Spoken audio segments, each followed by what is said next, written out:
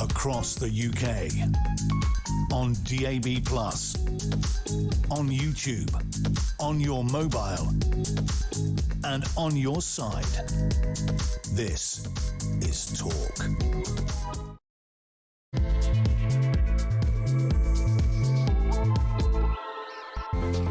Andy Burnham is the leader of the Labour Party. This time in 3 days, he'll be the Prime Minister. He says that he's going to offer something different. They're going to be unashamedly Labour. But what does that actually mean? He's talked a lot about vibes. He's talked a lot about hope. He's talked a lot about giving Britain back a bit of pep. But what does that actually mean? What will those policies be? When you look at some of the people around him, he may well have Ed Miliband or probably Shabana Mahmood as Chancellor. What would that actually mean? That's the question we're asking today. And what does it actually show us about the Labour Party? He says he wants an end to factionalism. He says he wants an end to people briefing against people. Well, actually, he was planning for about a year the defenestration of Keir Starmer. Yes, really. So there's a lot in this. We're talking to top guests right throughout the afternoon about this, but I want to talk to you as well. I want your views on what you think PM Burnham will do, should do, and what the legacy of Keir Starmer is. They bid him a fond farewell on Wednesday at Prime Minister's Questions, but of course they were applauding him because he's going. 0344 499 1000 is the number to call. You can text me at 72222 with the word talk in your text. You can tweet me at talkTV. Follow me at Peter Cardwell. You can send me a WhatsApp voice note. You can send me a WhatsApp text message, or you can give me a ring on 0344 499 1000. I'm Peter Cardwell, in for Ian Collins today. Charlie Rowley's in for me later on. Let's get started here on Talk.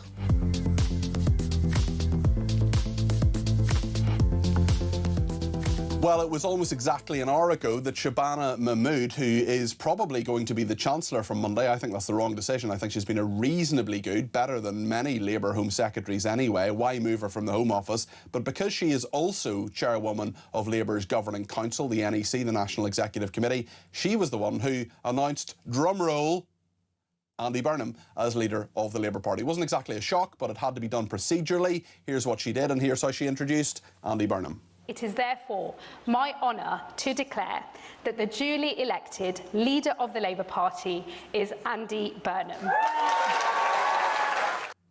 I don't think too many people celebrating a betting win with that one. He was nominated by almost all of Labour's MPs, 379 out of the 403 who are currently sitting for Labour at the moment. There's only one other nomination. That was Neil Coyle, a backbencher who nominated a woman called Catherine West. But Catherine West herself was one of the 379 who voted for Andy Burnham. The interesting thing, of course, is that there aren't 379 jobs in Andy Burnham's cabinet and all the junior ministers and all the rest of it. And I think people are going to get a rude awakening on Tuesday morning when the phone doesn't go for those Labour MPs. Andy Burnham himself putting out his vision, talking about what he wants to do. He said this is a last chance to change. This is what he said moments after he was elected, in a manner of speaking, leader of the Labour Party. Let's be honest, everybody. This is a last chance to change, and we must take it together, united together. He also talked about his political direction. I want people to understand the thinking behind the political direction I set, so people can see the decisions we take and the reasons why.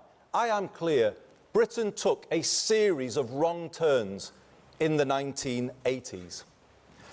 Political power was centralised and economic power was privatised.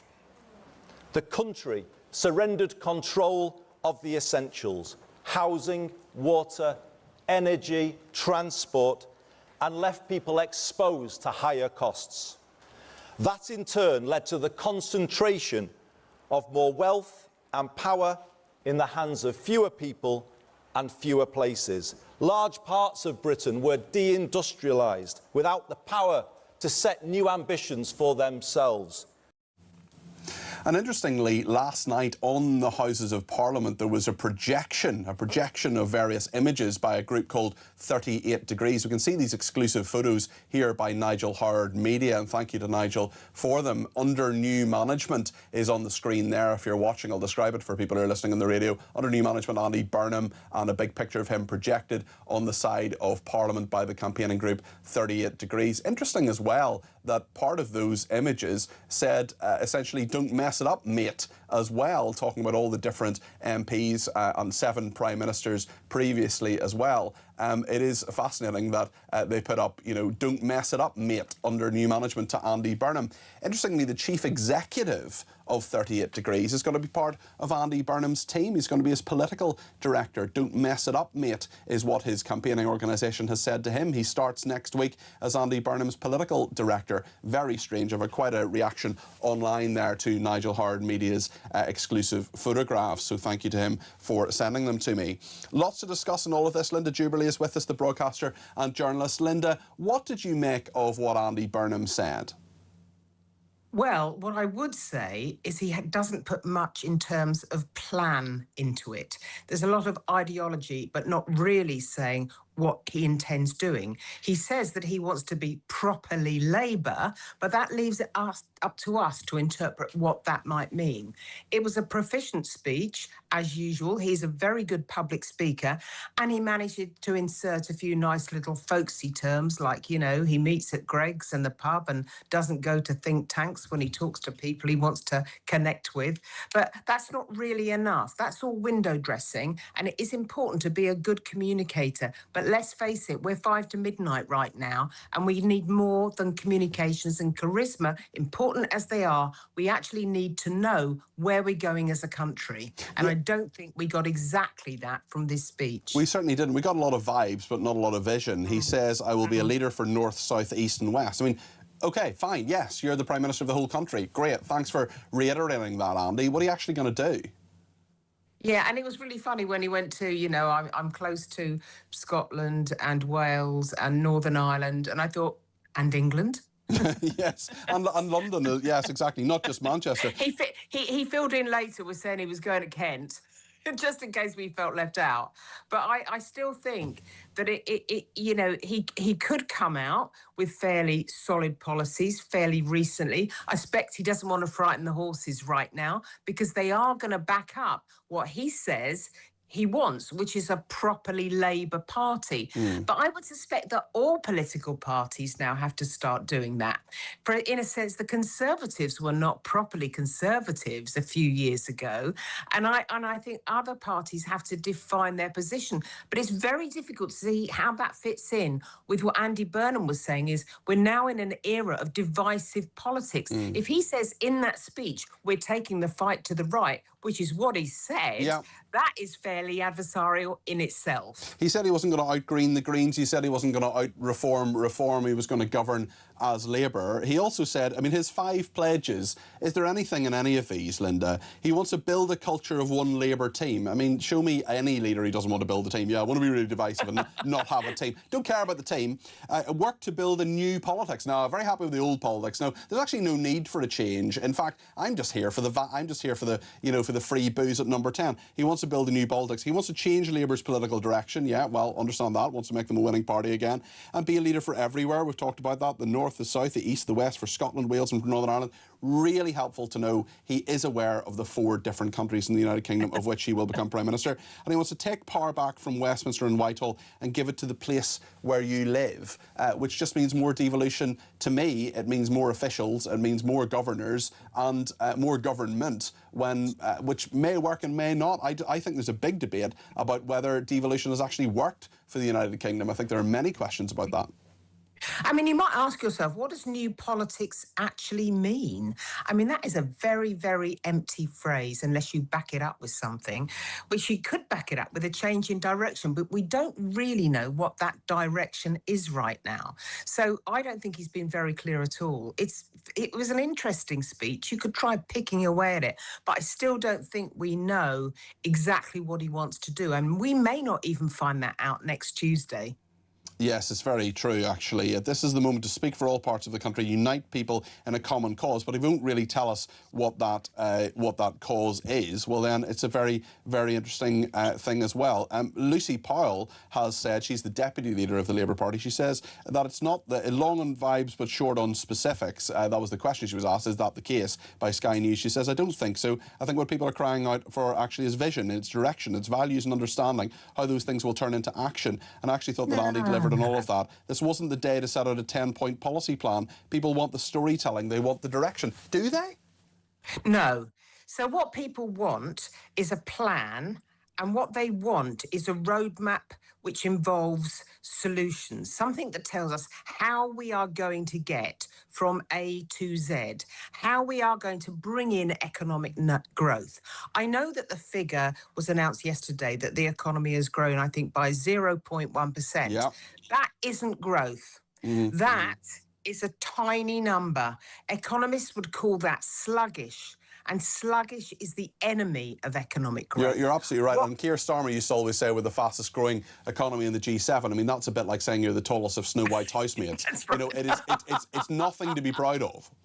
Yeah, I know. It's very silly. And whilst I think, because I listened to all of that and I was going over it in my mind, whilst I think that he did have successes in terms of foreign policy and he did have a successful connection with Zelensky, I think those things are undeniable. I also think that there were really, really poor areas which he claimed were successes in terms of where this country is going. Now, one of the big failures, I think, is in defence. I think it took him a year to get the Defence Investment Plan actually announced. And I've heard MPs this morning say, oh, what a relief, it's all been done, it's all happening now. That means we're going to get more money for roads, for armaments, for manufacturing, for this and for that. Where is that money coming from? Well, they're not going to get that money. The money's been taken away. It's been given to defence. And also we have the International Monetary Fund as well today saying, hold on a second, Britain, you don't have any cash. You cannot borrow anything more. You can't, if you're going to put more money into a specific project, you need to take it from elsewhere. So those roads and those different projects are going to have money taken away from them, if anything. Or, yet again, taxes are going to go up. Well, I think the thing is that that defence spending is back-loaded. And that is a very difficult concept for people to get their heads around, but it means that money isn't coming through right now. So we've got a very insecure investment, I would suggest, in our defence plans. And really, if you listen to the Chief of Staff of the UK military, Richard Knighton, say that we are likely to face some sort of attack from Russia within the next 3 years, we need to really, really recognise that we're drinking in the last chance saloon when it comes to defence, and we need to get on the case with spending, high-level spending, not just on weapons, armaments, but actually on improving conditions for our troops, where they live, roads, infrastructure. These are very, very big things that have to be accomplished. It takes time and it takes money. Linda, we'll come back to you in a minute. I just want to get a few of our viewers and listeners in. Thanks to everybody sending in messages on 0344 499 1000 on WhatsApp or 87222 with the word talk in your text. Nick says, Cardi P, how lovely to hear your voice on the radio again. Where have you been hiding? Looking forward to a bumper show this afternoon, says Nick. I haven't been hiding anywhere. I've been in the evenings, 7 till 10, Nick. You may not be listening in the afternoons, but you can certainly hear me there, 7 till 10 every weekday. But lots of people getting in touch about the speech. Bill says, listening to that speech by Burnham, we could have gone back 30 years and it looks as if he will give Starmer a job. David says, it's not Starmer's fault Burnham is going to be our new PM. The only people that can be blamed for this total mess are the 24,000 plus people in Makerfield. I hope hope they're happy, because I'm not. I didn't vote for this waster who's scared to do any press interviews and tell the people of the country exactly what his mandate is. Such a waste. Well, he spoke to Gary Lineker, that hard-hitting interview where he didn't contradict Gary Lineker about the fact that he believes there's a genocide in Gaza, which factually there is not. Brad in Cambridge says, nice to see you. Afternoon, Peter. Thank you, Brad. Much appreciated. Lots of people welcoming me to the slot. Ian will be back, I think, on Tuesday, but very kind of people to say, no, Monday, I should say. So very kind to everybody to welcome me. As I say, Ian will be back on Monday, and I'll be back on my usual show between 7 and 10, Monday to Friday. Brad says, this will be more of the same, but with a tilt to the far left, more wasteful spending, more painful taxation, and a much faster diluting of the British culture. Amanda says, I thought Andy Burnham came across as very sincere, but then so did Starmer in his first speech. Look how that turned out. Let's hear a voice note from George in Leicester. You can send these in on 0344 499 1000. Just send us a voice note, the same as you do for anybody else. Let's hear what George has to say. Afternoon, Peter. One of the things I'd love Andy Pandy to have done is actually set aside the summer recess. And if he was so dedicated to the turnaround of Great Britain, maybe he should have just abolished for the Labour Party that term and say, you know, we're going to hit the ground running instead of waiting 6 weeks to hear a load of drivel that no one's going to want to hear about and they're not going to act on. I just think it's an absolute joke, like, that this is actually happening, but hey ho. Have a good show, brother. Thank you very much, George. Great to hear from you. And it is a very interesting point you make. I mean, he will be very happy with the lack of scrutiny. He'll be very happy with the 6 weeks before Prime Minister's questions, when Kemi Badenoch will be saving up her bombos to try to skewer him, certainly. The question as well, I mean, you got me thinking about a few things there, George, when you're calling him Andy Pandy. You know, you've got me thinking of both pudding and pie. And also, who's Loopy Lou? Is that Lou Haig, who may well be the Chief Secretary of the Prime Minister? Who are the flowerpot men? Bill and Ben as well. That's the question. We'll find out with the reshuffle on Monday. Lots more from Linda Jubilee and me as well in just a minute. Stay tuned.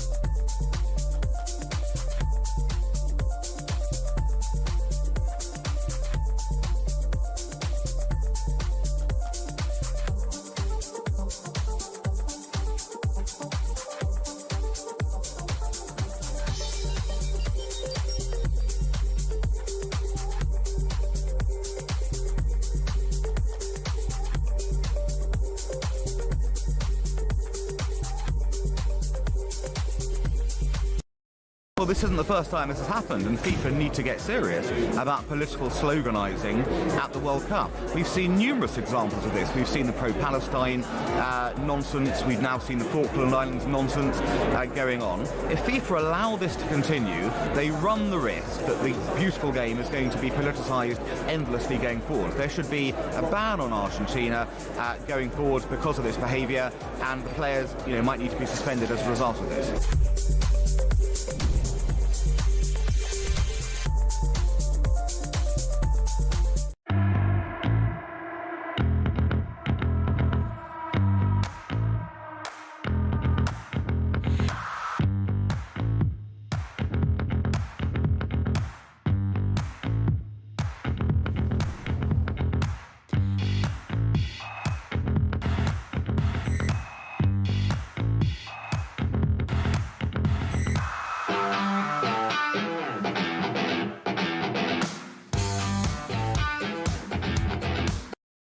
across the UK. On DAB+, on YouTube, on your mobile, and on your side. This is Talk. Well, Andy Burnham is the leader of the Labour Party. On Monday, I'm going to be in Downing Street for that. He's going to become leader of the country. The Prime Minister, Keir Starmer, around lunchtime is going to go to the Palace and resign as Prime Minister. He's resigned as leader of the Labour Party, of course, a number of weeks ago. Andy Burnham today becoming the leader of the Labour Party. He's been leader for about an hour and a half now. Lots of people not too impressed.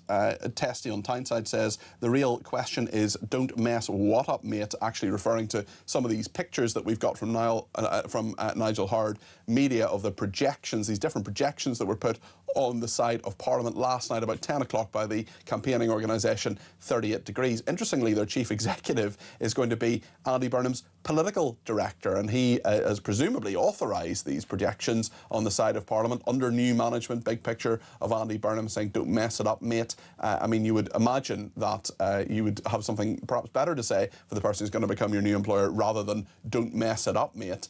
You'll be able to see it on the screen. I think it's coming up now in the sequence. Yeah, there it is. I'll describe it for people on the radio. Big red sign on the side of Parliament under new management, don't mess it up, mate.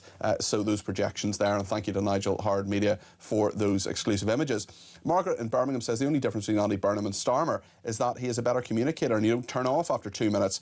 Peter, I heard this on Talk some weeks ago and it's brilliant. Same bus, different driver. Well, Andy is the proof of the pudding. Let's wait and see, says Margaret in Birmingham.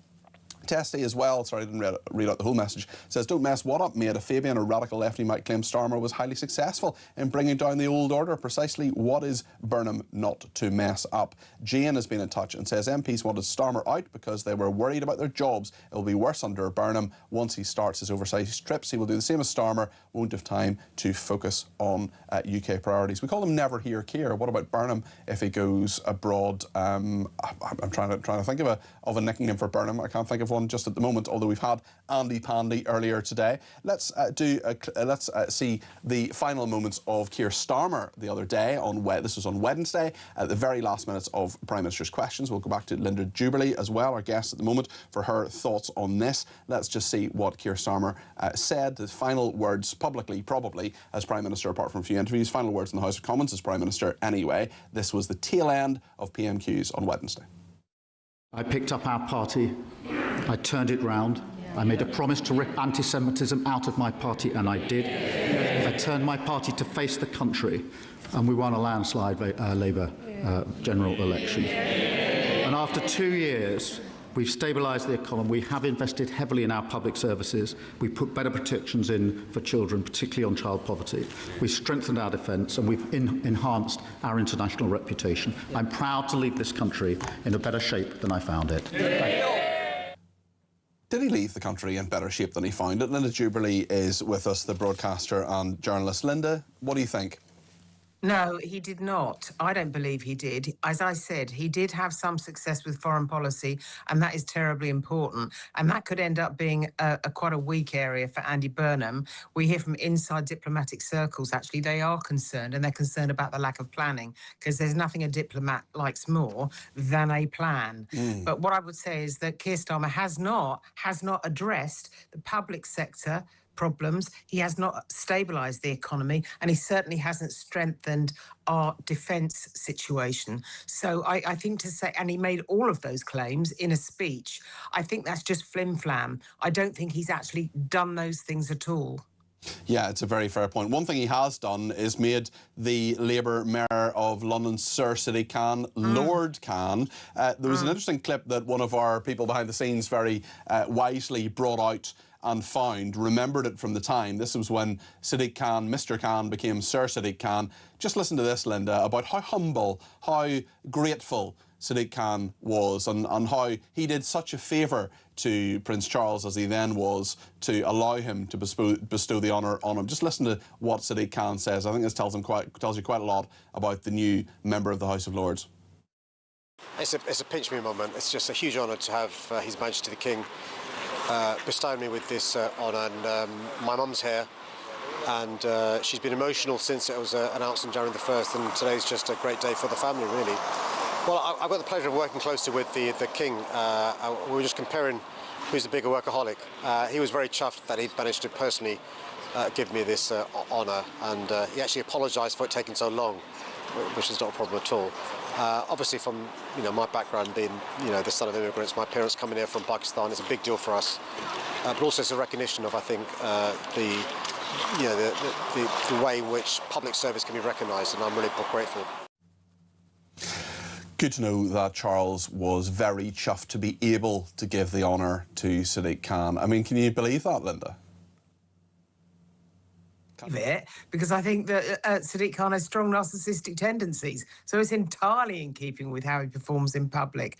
What worries me is now he could get a position in cabinet, and what is he going to do with that? That's going to be a really, really frightening position for people. I can't really work out why Keir Starmer, ennobled him, when Keir Starmer's position has always been that he intends reforming the Lords, as in putting fewer Lords into the House. Well, he's got rid of the hereditaries, but he's put in more life peers than the hereditaries he got rid of. It doesn't make sense. An interesting one, Linda, as well. Just before you go, I'd love your opinion on the fact that, despite the fact Pakistan has failed and says it will under no circumstances take back this scumbag Shamir Ahmed, the grooming gang leader, we've just decided to give them £153 million in foreign aid. So I don't know how many taxpayers that would be, but if you break it down to nurses, average salary of a nurse, £32,000, that would be, for a year, it would fund 4,780 nurses. Wow. But we're giving Pakistan £153,000 and they won't even take the rapist back. Yeah, well done on running the numbers there, Peter. But I would say that this is grotesque, this situation. Actually, when I listened to I think it was the Pakistani foreign minister talking, someone can phone in and correct me if I'm wrong about his cabinet position, but I think I heard him say things like, he may have been born here, but he was raised in that country, he grew up in that country, and you spoiled him in that country, putting the responsibility onto us, which is the first issue I've got. But the second issue I've got is that he doesn't have British citizenship anymore. So, and he should go back to Pakistan. Now, it's not so much to ask. I can understand why they don't want him back, by the way, but it's not so much to ask that they take him back, because of the £153 million in aid we are going to send to Pakistan. And it doesn't take a genius, Linda, to work out, how about you said, tell you what, that £153 million we were going to give you in aid? Well, we'll still give it to you, no problem. Could you perhaps do us a favour to help us sign this off quickly? Could you possibly take this guy as a gesture of goodwill? At which point Pakistan says, okay, implied threat here. Yeah, do you know what? We'll take this one person away, we'll solve your problem, we'll take him back to Pakistan, and thank you very much for the £153 million. It would be a small piece of diplomacy, it would be a small thing for the Foreign Office to do, it would be a small thing it would require, what's that thing called again? Oh yeah, leadership. Yeah, that's right. And what's the other expression? Common sense. It's not just a small diplomatic concession. Any sensible person would think this was some kind of thing that we should do, certainly to protect those victims in the part of the world where this hideous man comes from. But also, you're quite right. If you're going to get £153 million in aid, is it so much to ask that you take this man back? I mean, it's not just, should we withdraw some aid? And I know exactly why people like to separate aid out from this kind of exchange.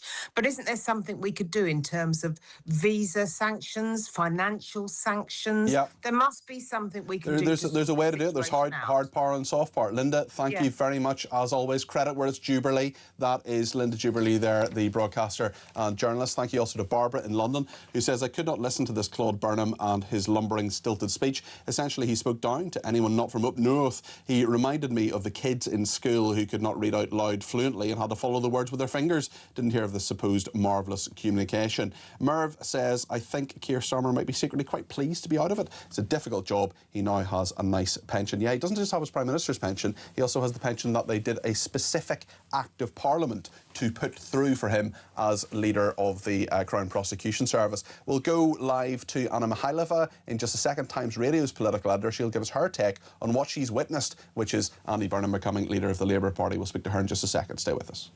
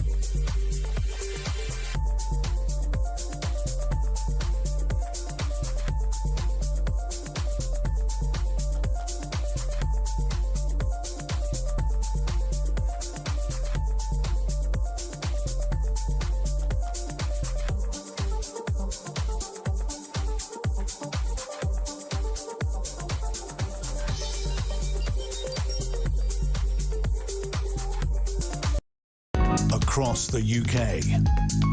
On DAB+, on YouTube, on your mobile, and on your side. This is Talk. Thanks to everybody who's been in touch. We'll go to more of your calls, texts, tweets and voice notes in just a minute. But I want to speak to Anna Mihailova now. She's political editor of Times Radio and is there at the TUC where the event was happening. Anna, just talk us through the last couple of hours and your impressions of what's been happening. Well, we've had the anointment of Andy Burnham as Labour leader. He was actually introduced by Shabana Mahmood, who is chair of the National Executive Committee, the ruling body of the Labour Party, who did manage to crack a joke about the fact that there was only one candidate and that only one other vote was given to another candidate who obviously then didn't qualify. So there was some laughter about the fact that this was a coronation as opposed to anything else. But broadly, I have to say, a lot of people in the room, and the MPs in particular, are pretty happy that it has been done this seamlessly. There has not been a protracted leadership contest as a result, and therefore, you know, the level of infighting that could have happened has been avoided. And then Andy Burnham took to the stage. He began by praising Keir Starmer and listing certain things for his record, which was quite evidently meant to be conciliatory. And then he set out 5 ways he says he was going to do politics differently. I thought it was really notable that the first one he mentioned was about being less factional, so not permitting the kind of factionalism that was seen, and also treating his MPs differently. It was effectively the message. So he said that he would no longer kick people out for disagreement, and that was a very pointed remark about the Starmer government and the way it did business, and something that was very much designed to please the people in the room and the MPs in particular. So was he just speaking to them? He didn't seem to me, sitting here in the studio, to be really speaking to the country here. This was more an internal Labour meeting, leader of the Labour Party, of course. We didn't learn a huge amount, to me anyway, I wonder what you think, about the policy direction. Will more of that come on Monday, do you think, Anna? There was almost no policy direction. The one thing that he did highlight, and this was interesting, that he says that he would fix social care. That's the second time he has now mentioned social care in the last couple of days. He has said previously that he is willing to spend political capital on that, but otherwise it was very much all detail on policy will only be coming next week. He even claimed that he still doesn't know who his top team are going to be, and that's going to be announced on Monday. I think we can probably take that with a pinch of salt, although I did speak to Jonathan Reynolds, the Chief Whip, who pointed out that with cabinet appointments and reshuffles, not everything always goes as you expected. There can always be surprises, so they always have to plan for plan Bs and plan C scenarios, so that might be what's going on here. But look, in terms of announcements, no, it wasn't the announcements, but it was what he's trying to highlight was interesting. So this emphasis in particular on party management, this emphasis on, as he says, doing politics differently. So again, he talks about getting consensus with opposition parties, which is something that keeps cropping up. When you ask the opposition parties about this, by the way, they are quite sceptical, and they certainly don't feel like they have been being contacted in some vein yet, but you know, we shall wait and see. And then the other thing he really wanted to land was this idea that he wasn't just going to be a prime minister for the North. While Makerfield had a very high name check in the speech, it was notable that he really tried to say, I'm going to be a prime minister for all the parts of the country, all the regions, and of course for Wales, Scotland as well. And we're expecting to see more of that because he's going to embark on a summer tour of the UK. And he clearly did not want to just look like he was a Manchester mayor turned Prime Minister and that he was going to represent people, because that's been one of the criticism levelled at him, including internally, that he wouldn't be representing everybody. You talked about a pinch of salt there when it came to appointments. I'm sure he, as you correctly say, has a bit more of an idea than no idea when it comes to who's going to be in his top team. But when it comes to a new politics, when it comes to a less factional Labour Party, I mean, we had his key lieutenant Lou Haig saying to a BBC podcast a couple of days ago that Burnham and she had been essentially plotting the downfall of Keir Starmer for a year. So should we have a pinch of salt when it comes to someone? It's always when they get to the top they say they don't want factionalism, when they've actually perhaps benefited from it themselves. Well, absolutely, Peter. I had that very thought exactly when he said that the fascism, when he talks about fascism, let me just find the quote. He said that their fascism has bedeviled us, which of course is a lovely turn of phrase, but he has also personally benefited from that, and all of this praise on Keir Starmer doesn't escape the fact that the party has also just defenestrated Keir Starmer. And there's a real push, and there was in the room separately outside of the speech as well, to almost say that, look, we're doing this differently, we're not like the Tories, we haven't been, you know, we're not tearing chunks out of each other.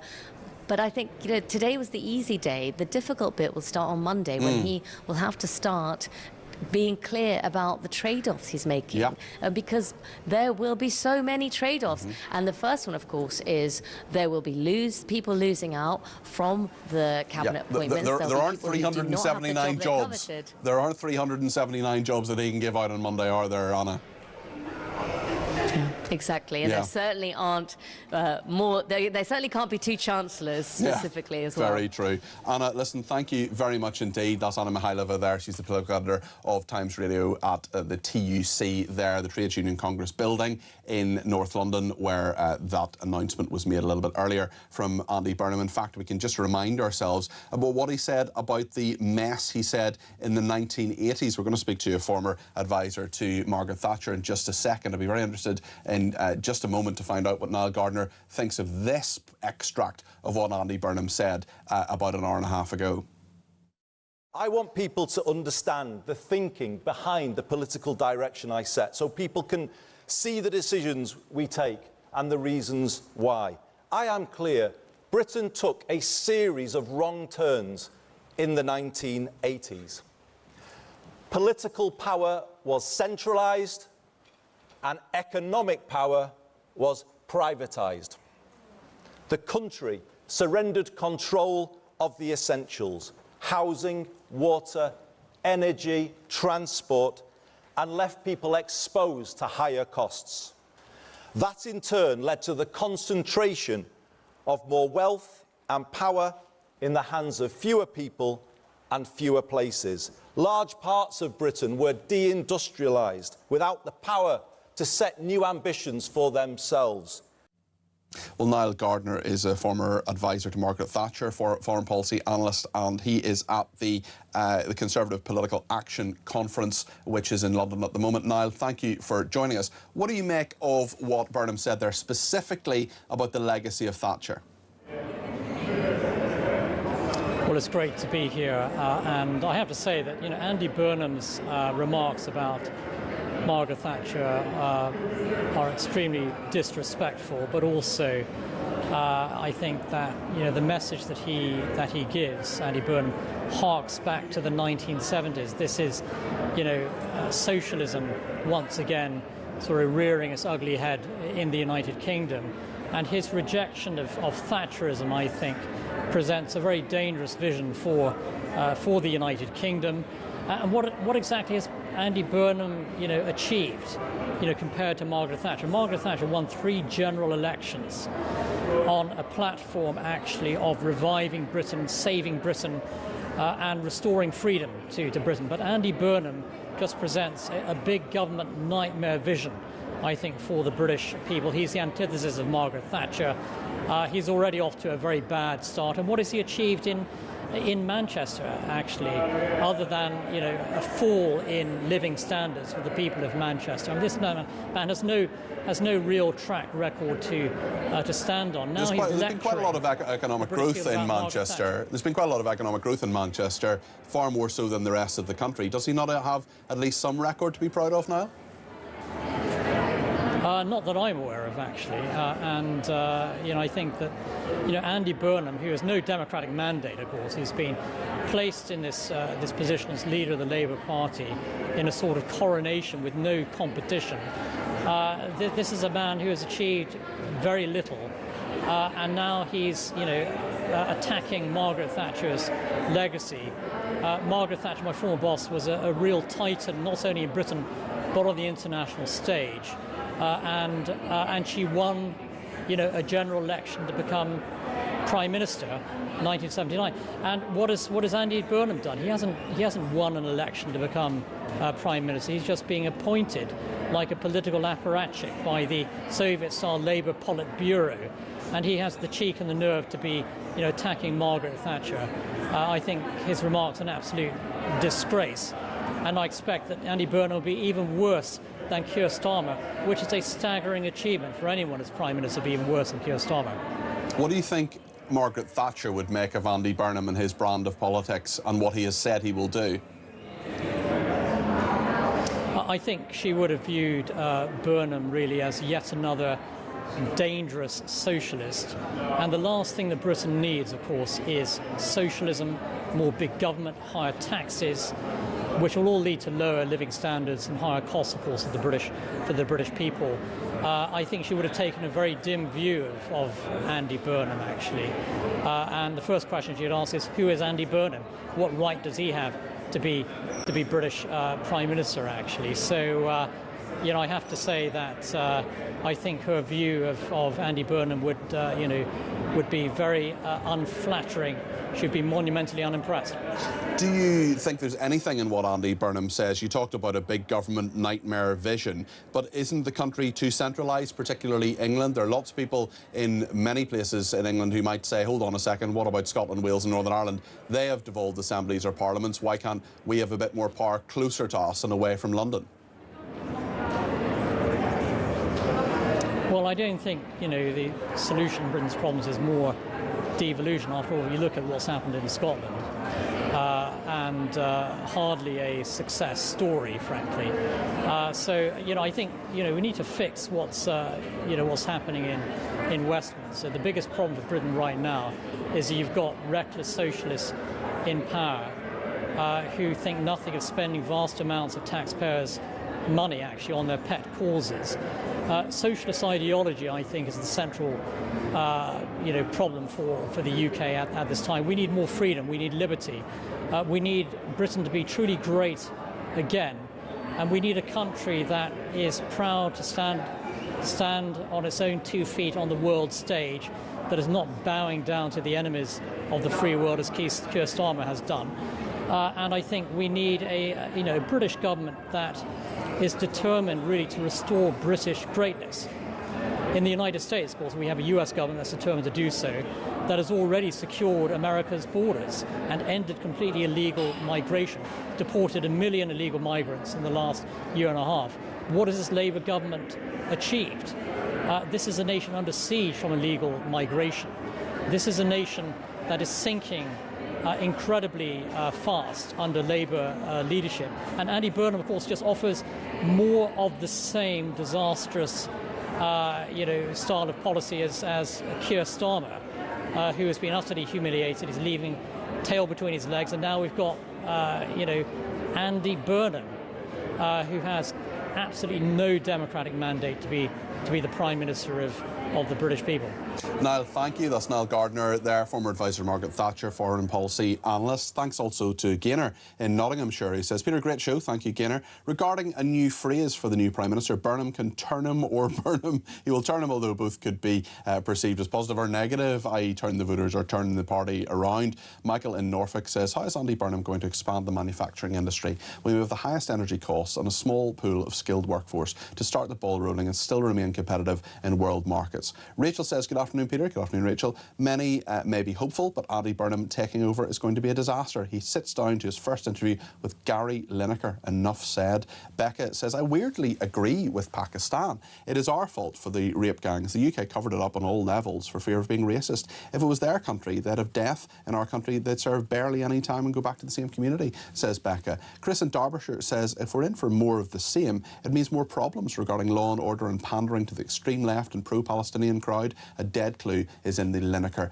interview, says Chris in Derbyshire. Thank you all for your messages. We'll go to the calls as well that you've been ringing in, 0344 499 1000. We'll take some calls next and throughout the show as well. If you want to get your voice on the air, give me a shout. Would love to hear from you. It's about the guest, yes, of course it is, but it's more than that. It's about you. This is Ian's show, but today it's my show, but it's your show too. Stay with us here on Talk.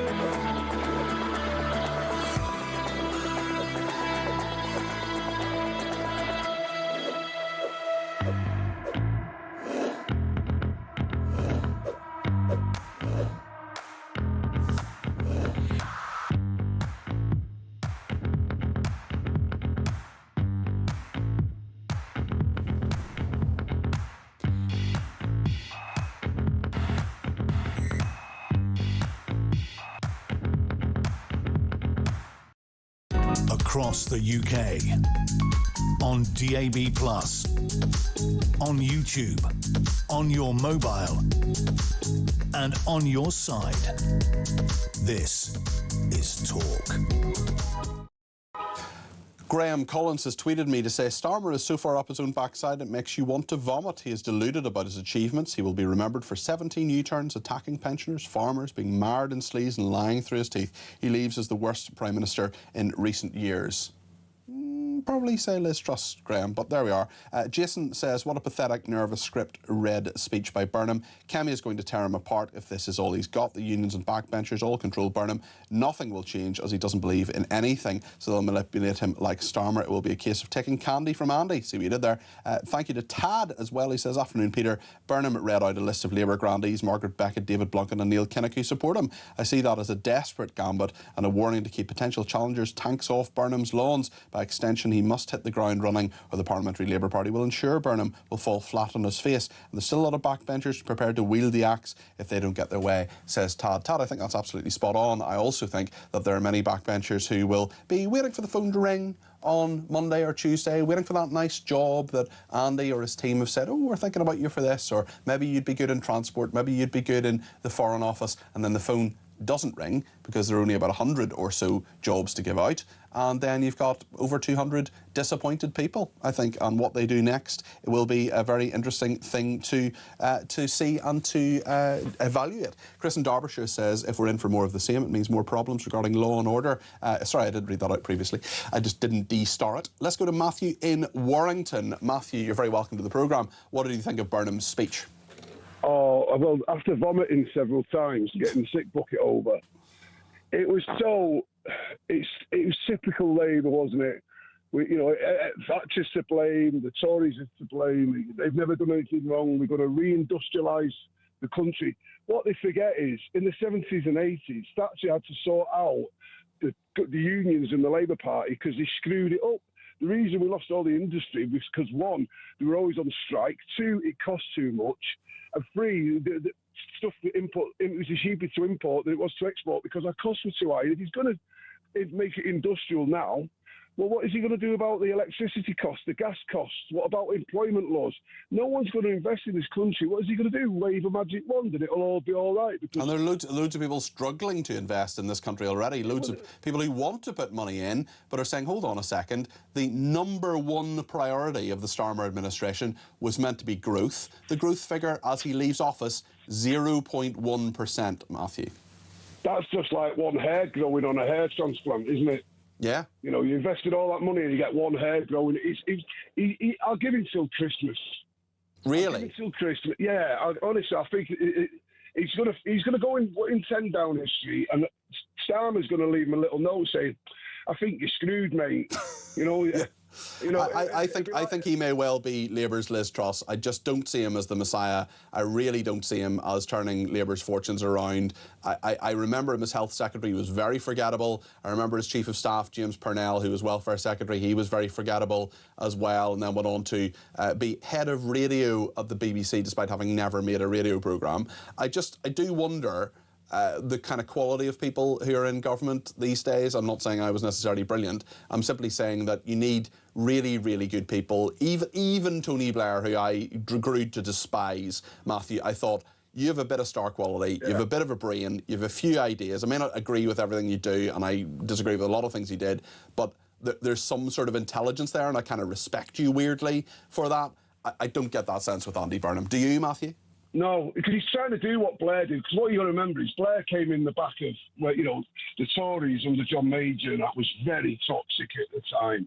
Very toxic. And it was 17 years of Tories, and it just gone bad.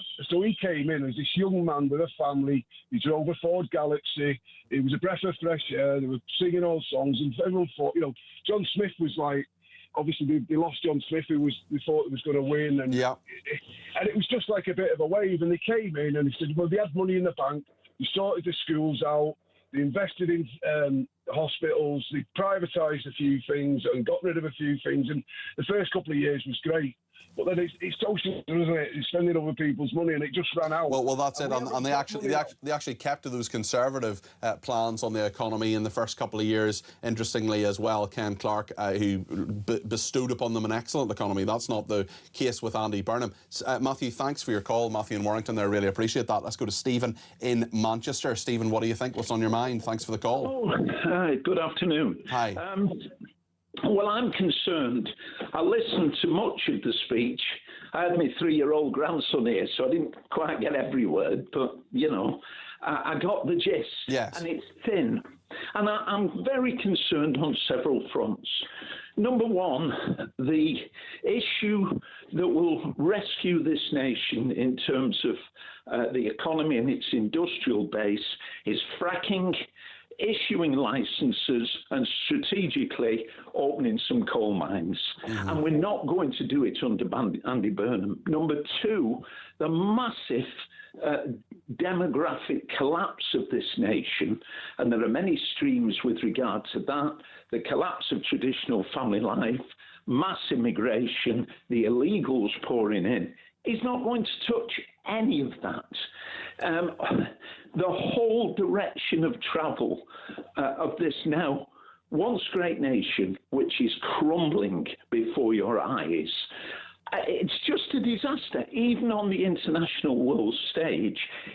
God help us all. He's talking about opening Chagos again. I know what you mean. I've read that too. I mean, when it comes to the task ahead of Andy Burnham, do you believe from anything you've heard that he might be up to it? No, sadly, no. I just believe he's an ideologue. It's all sort of a willful joy and pulling together, but there's no substantive base. We desperately need a general election. I personally believe, not that they're going to be perfect, but we now need reform at the helm. Okay. Without that, we're over as a nation. Sorry, Stephen, don't mean to cut you off. Final thought, go ahead. My final thought is, without a dramatic turnaround, a screeching halt with reform coming into power, if that doesn't happen, it's over for this great nation. Stephen, thanks for your thoughts there. What do you make of what Stephen said, and Matthew as well, and Andy Burnham as well? 0344 499 1000. Anne in Oakley says Burnham hasn't answered or set out the critical what, where, when, how and why. Maybe we'll get that on Monday in Downing Street. We will see, Anne. I'm very much looking forward to it. If it comes, at least we'll know what to look forward to or to worry about. Whereas there's just a sort of general sense of impending gloom at the moment, which I think, with the greatest of respect, not being critical, we got from Stephen there. And I think a lot of people feel that way. What is Andy Burnham going to offer that's different? Where is the substance? He can talk about devolution till he's blue in the face. Does that just mean more governors? 9 out of 11 regions in the 2010s said no to a regional mayor. Manchester said yes, Greater Manchester, and that's why they got him. Dave in Oxford says, afternoon Peter, elected? Who was Burnham elected by? Not me, not anyone. Absolute joke. And thank you to Graham and Bushy. Says, will Burnham go to the palace on Monday? Will he kiss the King's ring, or will Charles kiss the King's ring? Yes, Graham, thank you for that. Appreciate your maturity with that. Brad in Cambridge says, one person guaranteed a spot in Burnham's cabinet is Lucy Powell. She's been crawling around Burnham since the by-election. She's loved by the unions and she'll tick off a diversity box. Well, we'll see what happens. Let me know what you think too. Stay with us.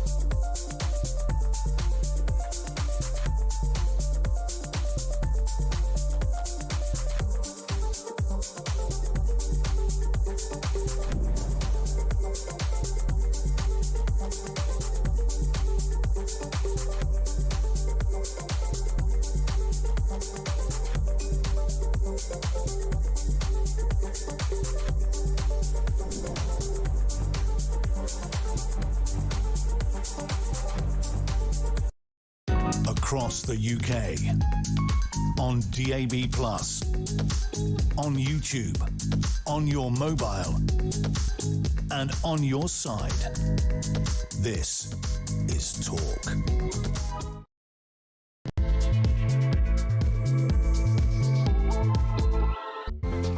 It's a last chance to change. That's what Andy Burnham says. In the last couple of hours, he has become leader of the Labour Party. It was inevitable. We knew it was happening. It's just part of the process. We've learned a tiny bit more about what he wants to do as Prime Minister, but not very much at all. Hopefully, we'll realise that on Monday when I'll be in Downing Street for the session. In the meantime, I'm here between now and 4 in for Ian Collins. Charlie Rowley is going to be on my show tonight between 7 and 9, and please do support him in that. We'll talk about Andy Burnham now, mostly throughout the show, because there is a lot to discuss. I'd love to know your views about what you think of him so far, about that speech earlier. We'll hear a bit more of it in a second, and what you'd like him to do as Prime Minister. What sort of Prime Minister you think he needs to be to get the country back on track.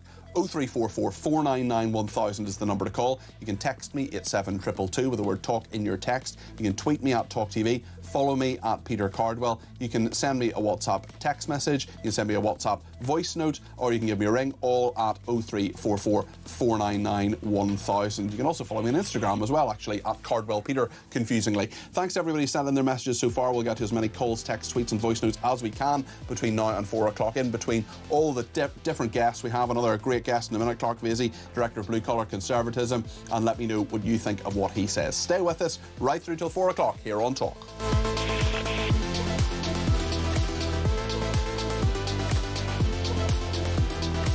And yes, Charlie Rowley is in between 7 and 9 tonight for me, and then Ian Collins will be back on Monday in the usual slot, and I'll be back in my usual slot 7 till 10 all next week.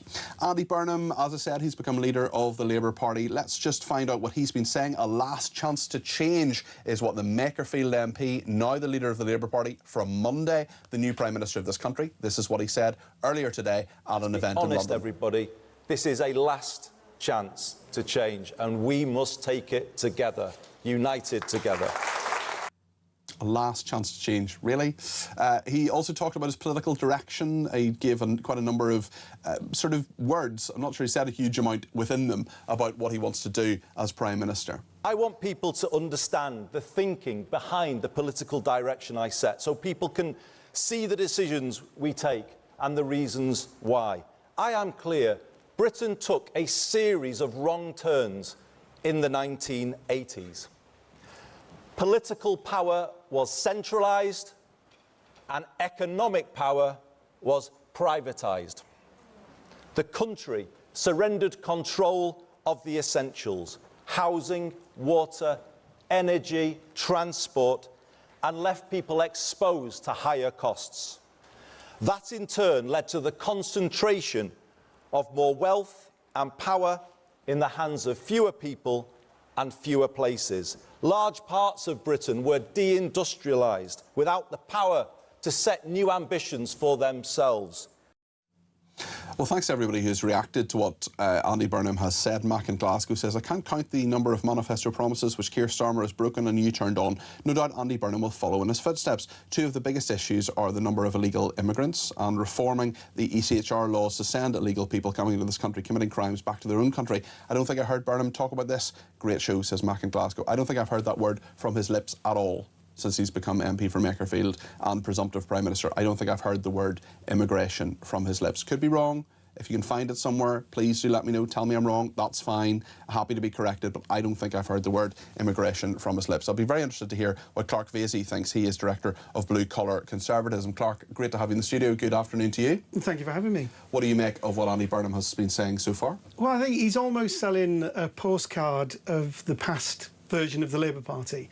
You know, we've heard there about the 1980s, you know, a lot of opportunity was created during the 1980s and, you know, we really turned the country around. No, Thatcherism was dreadful, according to Andy Burnham. It's all awful, and he wants to undo the terrible things that happened then. Yeah, I mean, the winter of discontent, I hear it was lovely. Yeah, indeed. No, it was great not having electricity, not having a job, the bins not being collected, that sort of thing. Well, I suppose you go to Birmingham and get that aspect of things. It's like time travel. And And I think that's what we've got from Andy Burnham, is this almost nostalgia for a Labour Party which doesn't actually exist anymore.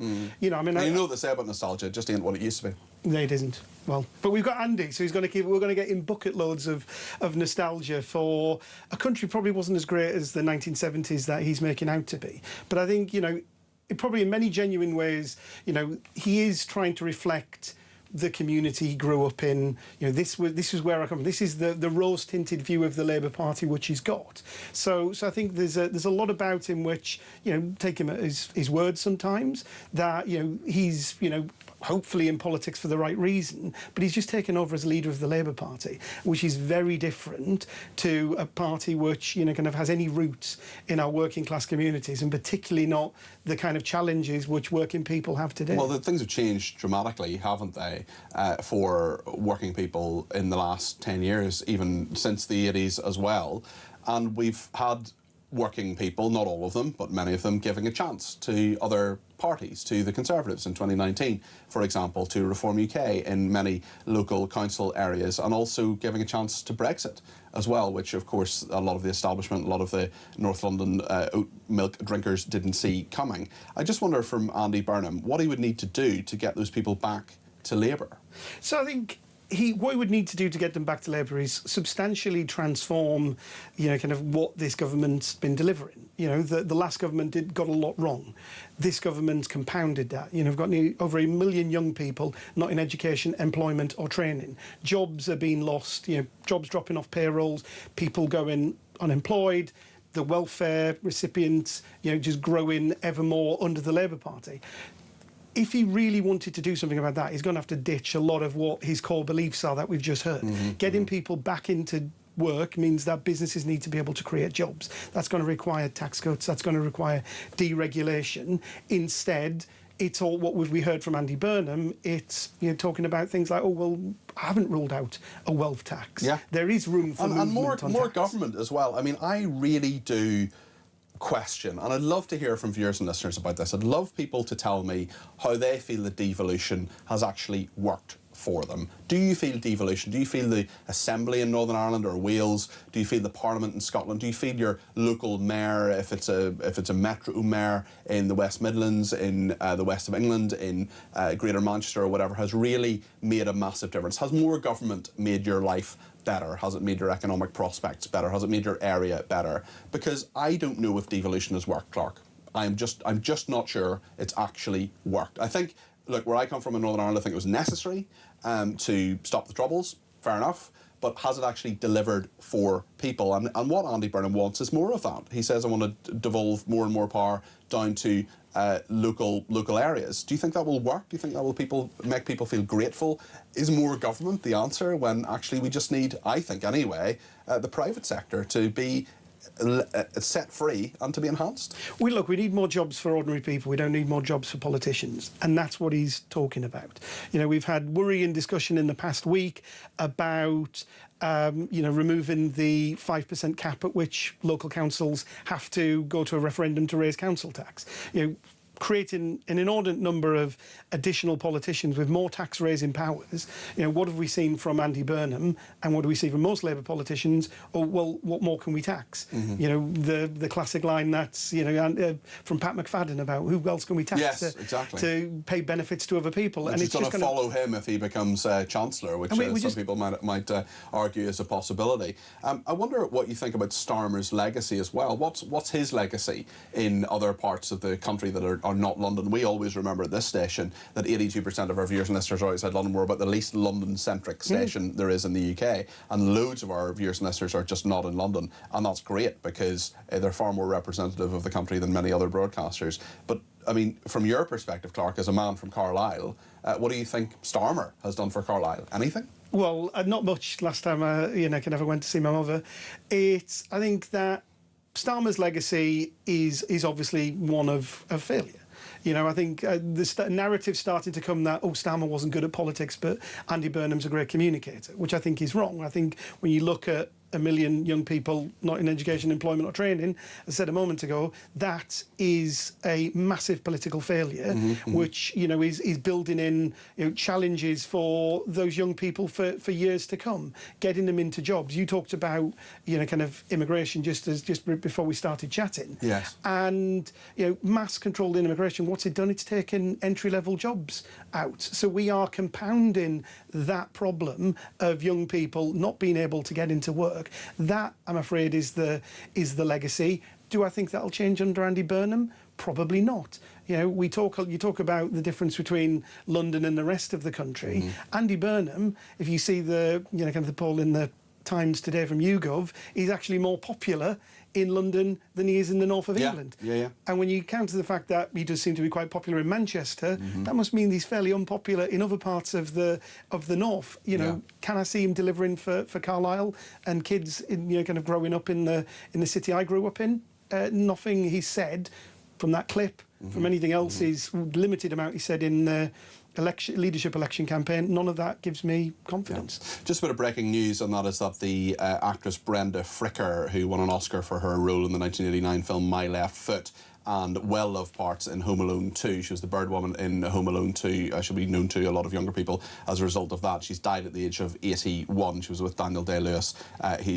She was his on-screen mother in My Left Foot, and she was in Casualty for a long time as well, and the Central Park Pigeon Lady in Home Alone 2, which a lot of people know her from that, a pretty iconic character. So that's Brenda Fricker, the Irish actress who has died at the age of 81.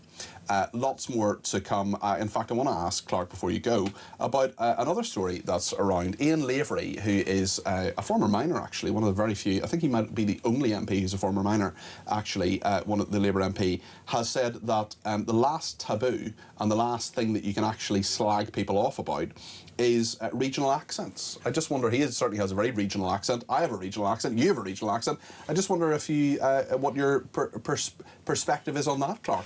Look, I mean, I don't think anyone should be judged from where they come from. I could sit here with a, you know, kind of silver spoon in my mouth, speaking plummy. It's about what they say.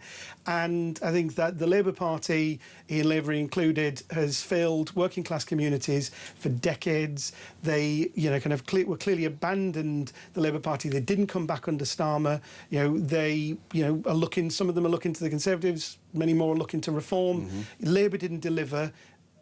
Doesn't look like that's about to change under Andy Burnham. I think it's for people on my side of the aisle to show how you know, we can deliver for them. And Kemi Badenoch, I don't know, you know, kind of whatever accent, you're regional or otherwise, that she has, I think she's the person to do it. So it's interesting, conservatism.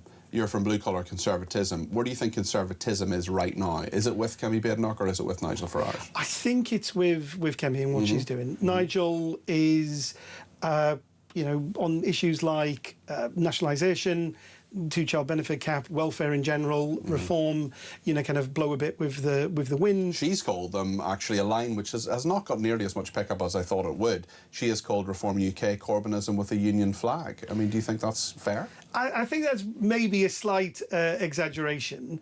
I think where I'd look at it is that you've got a lot of people in our country looking to reform. They were let down by the Conservatives, particularly on immigration. There's a lot of work to do to rebuild trust. I think Kemi's starting to do that. I think, you know, reform are absolutely a symptom of the failures of the Conservatives. I think the Conservatives need to speak to those reform voters. I think, sadly, the, you know, kind of reform politicians, they don't seem to be building an agenda for our country, which I think I would have expected them to do. You know, actually, they ought to be trying to win over people like me. But what have I heard? Well, I haven't heard, you know, kind of, I think what they say on immigration is pretty spot on.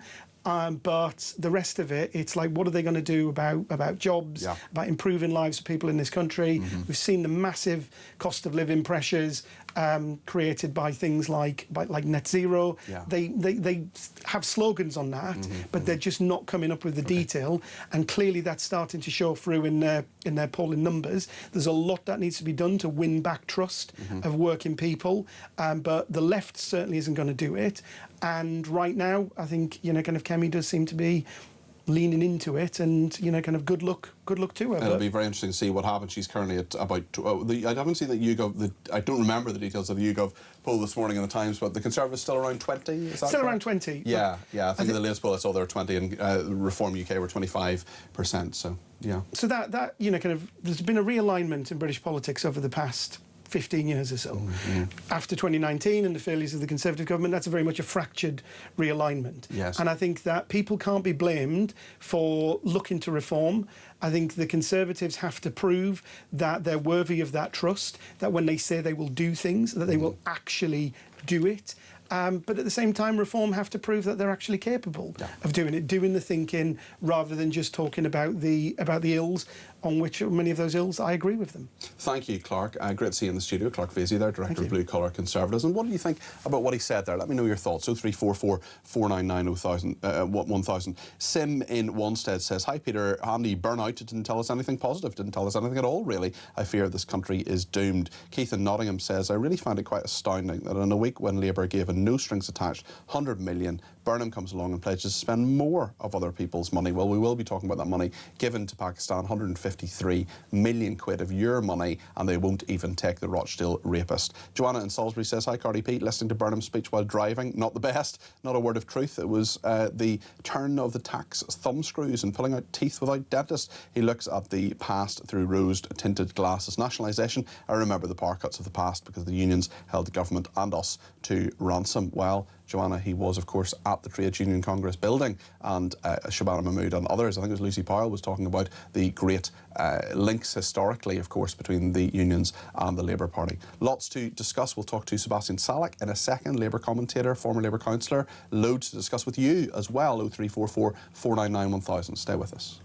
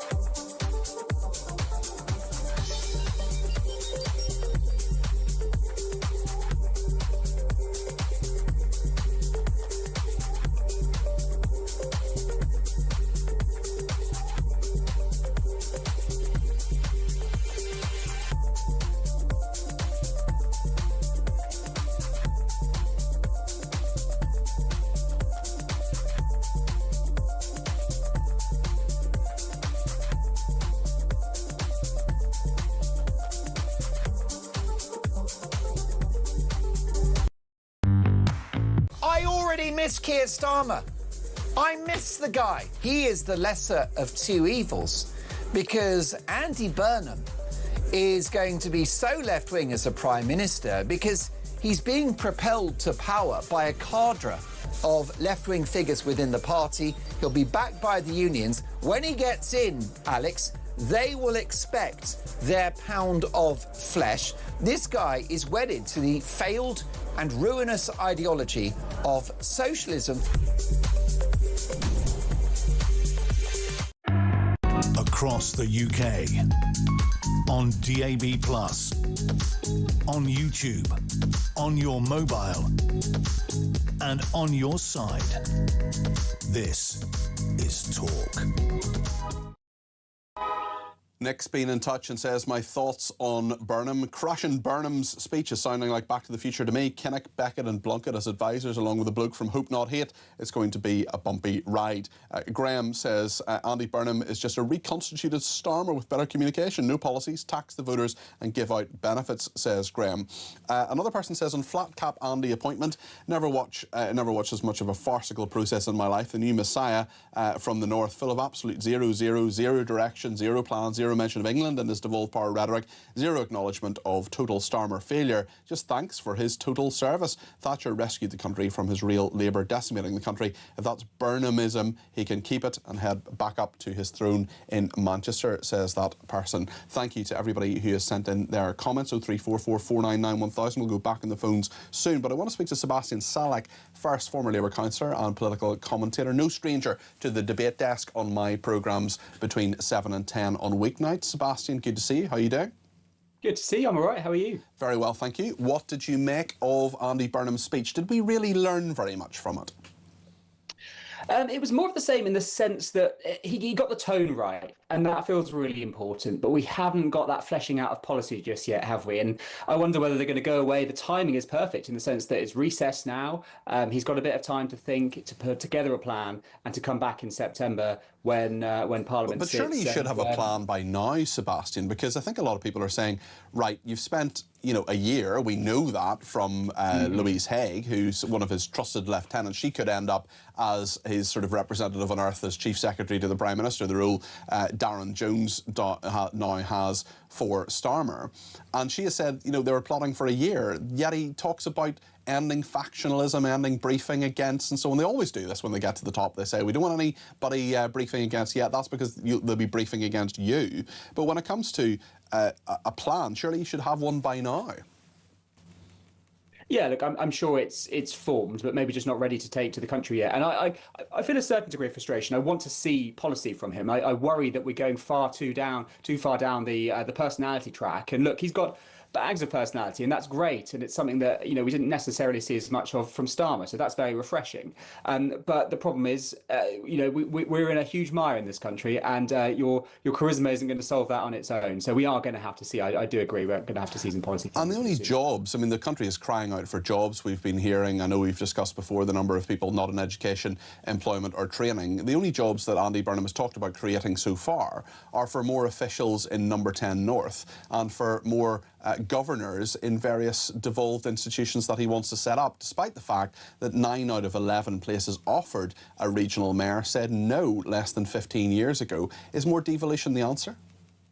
Well, regional mayors are really popular. If you poll people in the areas that have them, they're more well recognised than even the local MPs. And I think it's a layer of government that we need so that we can do things between regions, between areas where councils don't stretch. But he has also talked about reindustrialisation. I think that's a lot of where his pro-business agenda lies. And if you are going to do that, that naturally creates jobs as well. And it's probably not going to look like it did in the 70s and 80s. We're not sending people back down mines. But if we are looking at a new industrial revolution, whatever that looks like, whether it's high-value manufacturing or net zero, those things create good, green, well-paid jobs in this country, which is exactly what we need. Do you think that's achievable within the Employment Rights Bill, for example? I don't want any employee to not have rights, of course, but when it comes to so many restraints on business, the fact that we've only got, Keir Starmer said his number one priority was growth. The latest growth figures are 0.1%. He failed there. And will Andy Burnham do things differently? We still don't really know.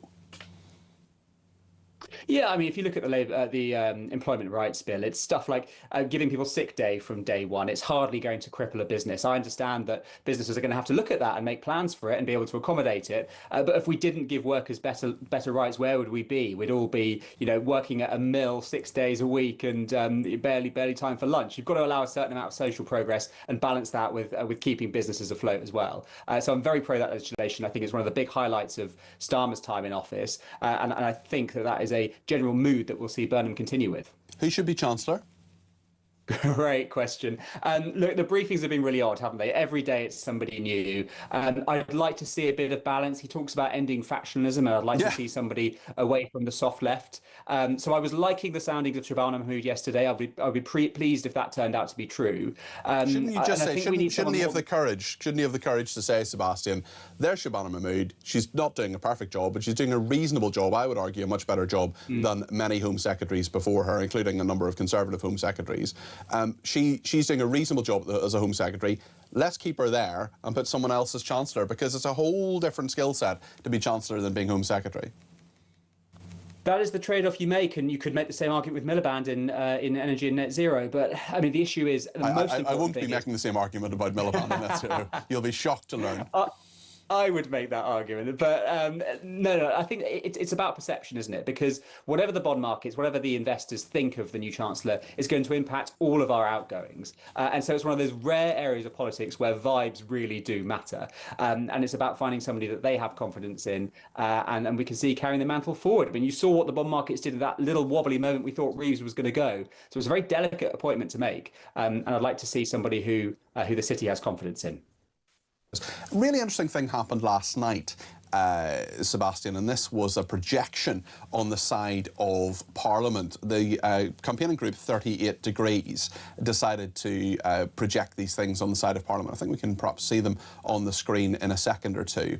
And they said things like, about Andy Burnham, they said, oh yes, there they are, they're on the screen right now, under new management, a big picture of Andy Burnham projected on the side of Parliament. They used to project page 3 models, I remember, but there's Andy Burnham, he's not a page 3 model. And at one point they said, don't mess it up as well. We also are in the situation where the chief executive of 38 Degrees, and also the founder of the UK advocacy and anti-fascism group Hope Not Hate, a guy called Nick Lowles, is going to be Andy Burnham's director of strategy, political director, apologies, under new management. Don't mess it up.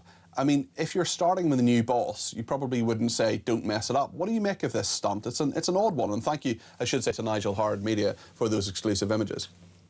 Yeah, it is an odd one. I think it's more of a reputational issue for those organisations for 38 Degrees to manage, because, they need to continue to exist, and they need their backers to have confidence in them. So they've clearly made the calculation that this isn't going to damage them. Maybe that will backfire, who knows? But from a political perspective, as a voter, am I too concerned that these people are coming into number 10?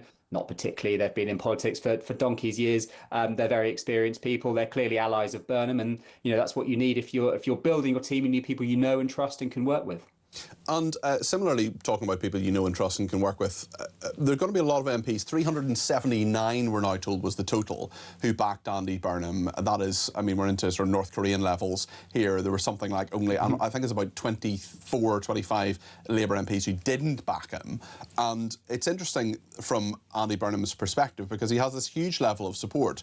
But if he wants to end factionalism, he's going to have a lot more on Tuesday morning, Tuesday afternoon, when a lot of those 379 people in Labour realise that they haven't got jobs. Hundreds of them will not be given jobs. I just wonder how he kind of manages that, especially as you have a bit of factionalism already, as you correctly pointed out, when it comes to the appointment of a Chancellor.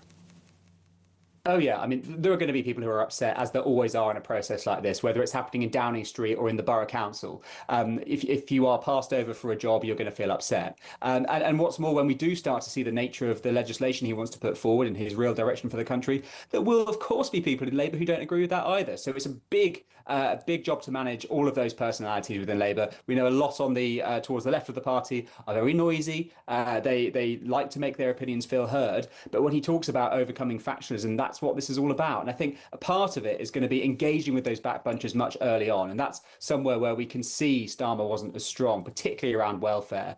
I think a big reason that all fell apart was because people felt like that was being pushed on them rather than a conversation that happened in the round within PLP meetings. And I hope that Burnham will learn from that. I hope he'll take his backbenchers with him, because as big as his majority is, he's going to need them to get big, controversial, knotty bits of law over the line. Very true. Sebastian, thank you. Sebastian Selleck there, Labour commentator. We'll see you back on the debate desk before too long on my shows between 7 and 10 during the week. Thank you to Sebastian. Thanks also to Jane, who says, when Kemi wanted a social media ban for under 16s, do they not realise it will be digital ID by the back door for us all? Many people neither want nor trust digital ID, and she won't get votes if she carries on with that, says Jane. John says, as Andy Burnham makes his way towards number 10, let's pray he doesn't trip over the trail of the smashed gangs that Keir Starmer left behind. I'm not sure you're being entirely serious, John. Also, thank you to Michael, who is in Lincoln, Mike in Lincoln, who says, good afternoon, Peter. Good afternoon, Mike. I was just listening to you talk about the 153 million we have just given to Pakistan in aid and saying we should have used it as leverage to get them to take back that disgusting, vile child rapist. The problem is foreign aid is the purview of the Foreign Office, and their officials will probably have accelerated the payment to prevent the Home Office and Prime Minister taking that line. They're a law unto themselves. Their problem comes when Shabana Mahmood becomes Chancellor. She controls the purse strings, and they have made an enemy of her in doing this, says Mike. I think that's very good analysis there. We'll talk more about that, actually, with Andrew Allison. He is the Director of Popular Conservatism. He's at this big conference, the CPAC conference. We'll talk to him in a minute about that and also what he makes of the early steps of the leader of the Labour Party, now leader for a full hour and a half or so, Andy Burnham. Stay with us.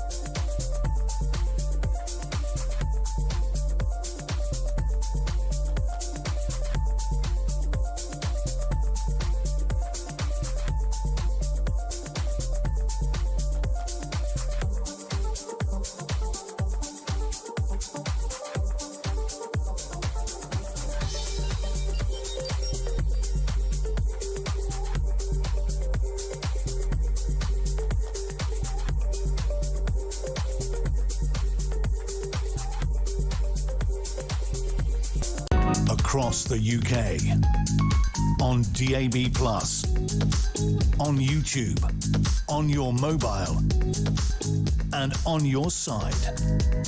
This is Talk. Thank you so much to everybody who's got in touch. We'll get back to your calls, texts, tweets and voice notes very, very soon. But I want to go back to the big conference in London now, the CPAC conference. And Andrew Allison is there, Head of Campaigns at Popular Conservatism. Andrew, great to talk to you this afternoon. How's the conference going? It's going well, Peter. Thank you. Good. Who have you enjoyed listening to? I was listening actually earlier today, and one I did enjoy was listening to Alison Pearson and Liam Halligan, as they recorded their Planet Normal podcast, which I've listened to that podcast for so many years now. It was actually good to hear them live. Yeah, certainly, and Liam Halligan, no stranger to this, to my programmes. He is now head of the Centre for Policy Studies, so he's a think tank rival to you. I managed to congratulate him this morning. Great stuff. Well, no, I managed to congratulate him this morning. Marvellous stuff, Andrew. Tell me from your perspective about, we'll talk about Andy Burnham in a second, but I want to talk about the foreign aid farce over the Rochdale rape gang boss. The government has signed off 153 million quid for Pakistan. Pakistan won't take him back. Surely a blind man on a galloping horse can understand that if you're about to give 153 million with basically no conditions of foreign aid to a country like Pakistan, surely you say, do you know what, do us a favour, we'll speed this up, or we'll just have a wee think about whether we're going to do this or not, while you make up your mind about whether to take back the Rochdale rapist. It was Teddy Roosevelt, I think, who said that you have to speak softly but carry a big stick. And the government has a very big stick that it can use. Take this man back, or you will not get any aid. Simple as that. And it should be blindingly obvious to ministers that that's what they should do. This man was a dual Pakistan British citizen. He's had the British part of it revoked. That's been revoked, I think, just after he was sentenced, wasn't it, Peter? About 15 years ago or thereabouts. Yeah, he was. Yes, he was sentenced. He was sentenced to 19 years. He got 14 years. Well, he spent 14 years in prison, certainly. But there is this law that says he can stay in the country, and Labour want to change that. But it does really beg the question about why there wasn't a bit of coordination when it comes to this. And someone somewhere will have thought, well, we could do that, but we're not going to. We're just going to give them the money anyway. And that, to me, is pretty shameful. It is completely shameful, and something could have certainly been done about this. And we should simply not be sending that aid now. They either take this man back or they don't get their aid, and that's exactly how I would approach it. Although why we have to keep sending so much aid to other countries that are not exactly poverty-stricken in the sense that the people are starving to death, as maybe it is the case in some of the African countries. I mean, we used to send money to India, didn't we, which has a space program. That's right. Yeah, it does seem very strange. We also know that the Home Office has admitted a catalogue of costly errors, including mistakenly reimbursing migrants 19 million quid they can't claw back. Why does nothing work in this country? It just doesn't, does it?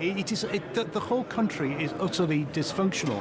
As to why that is, I honestly don't know, because I don't think we were ever quite as bad as this. You know, Steve Reid, I think it was in the House of Commons yesterday or the day before, was talking about yet another local government reorganisation in England to save 20 million quid to put it into frontline services, yet we can sort of overpay migrants £19 million. I think it's only £22 million that has been spent on a migrant hotel that was never used. We just waste money hand over fist in this country. Now, I know that £20 million, believe it or not, because I have worked this one out, is 0.0015% of the overall government spending in this country, which of course is chicken feed. But the thing is, we just keep wasting. 20 odd million here, 100 million there, $1 billion here, $1 billion there, and this really does all start mounting up. And when you consider how much we borrow each year, and that really to not borrow and to start paying off that debt, we would have to cut government spending by about £150 billion.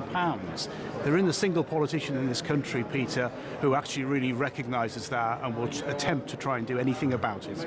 Speaking of politicians, a new one has become leader of the Labour Party, Andy Burnham. I know you've been at the CPAC conference today, but what have you picked up so far about what he said or not said? He said a lot of words. I'm not sure there's a lot of meaning in it necessarily. What's your take on it, Andrew?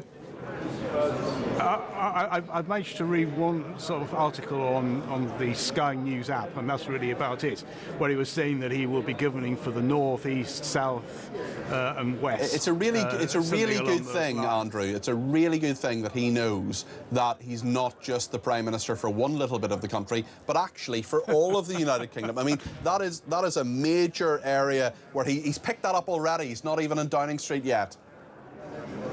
I know. I mean, it's always a word salad with Andy Burnham. I mean, I think that once he gets appointed as Prime Minister next Monday by the King, very, very quickly he's going to be hit in the face by reality. And he's not going to be that popular man anymore. He might get a poll bounce, I suppose, especially to those people who wanted rid of Keir Starmer, which I think was the majority of the British voters. So you might get some sort of popularity bounce as a result of that. But I don't think that will last very long. When I was talking about government spending there just a couple of minutes ago, Peter, I mean, you remember last year when Keir Starmer and Rachel Reeves tried to get through some modest welfare cuts, and the Labour backbenchers wouldn't accept it. You know, Andy Burnham's going to have exactly the same problems with those MPs. Although I do have a huge problem with Andy Burnham being Prime Minister anyway, because he didn't even stand in the 2024 general election on that manifesto, and he's just sort of come in. Well, we all know how he's come in, and I think that is really stretching the Constitution to breaking point, and the way that he's done it. So I think that his popularity will take a bit of a nosedive as we get towards the end of the year. And I don't think, therefore, that there will be a general election next year unless he's absolutely bounced into it. Thank you very much. That's Andrew Allison there, who's the head of campaigns for Popular Conservatism. He's at the CPAC conference today in London, big conservatism conference. Liz Truss has been there as well, Nigel Farage and various others as well. So thank you to Andrew. Let's go to the phones. Nigel is in London. Nigel, you're very welcome to the programme. What do you make of Starmer? Well, good evening. Sorry, good afternoon.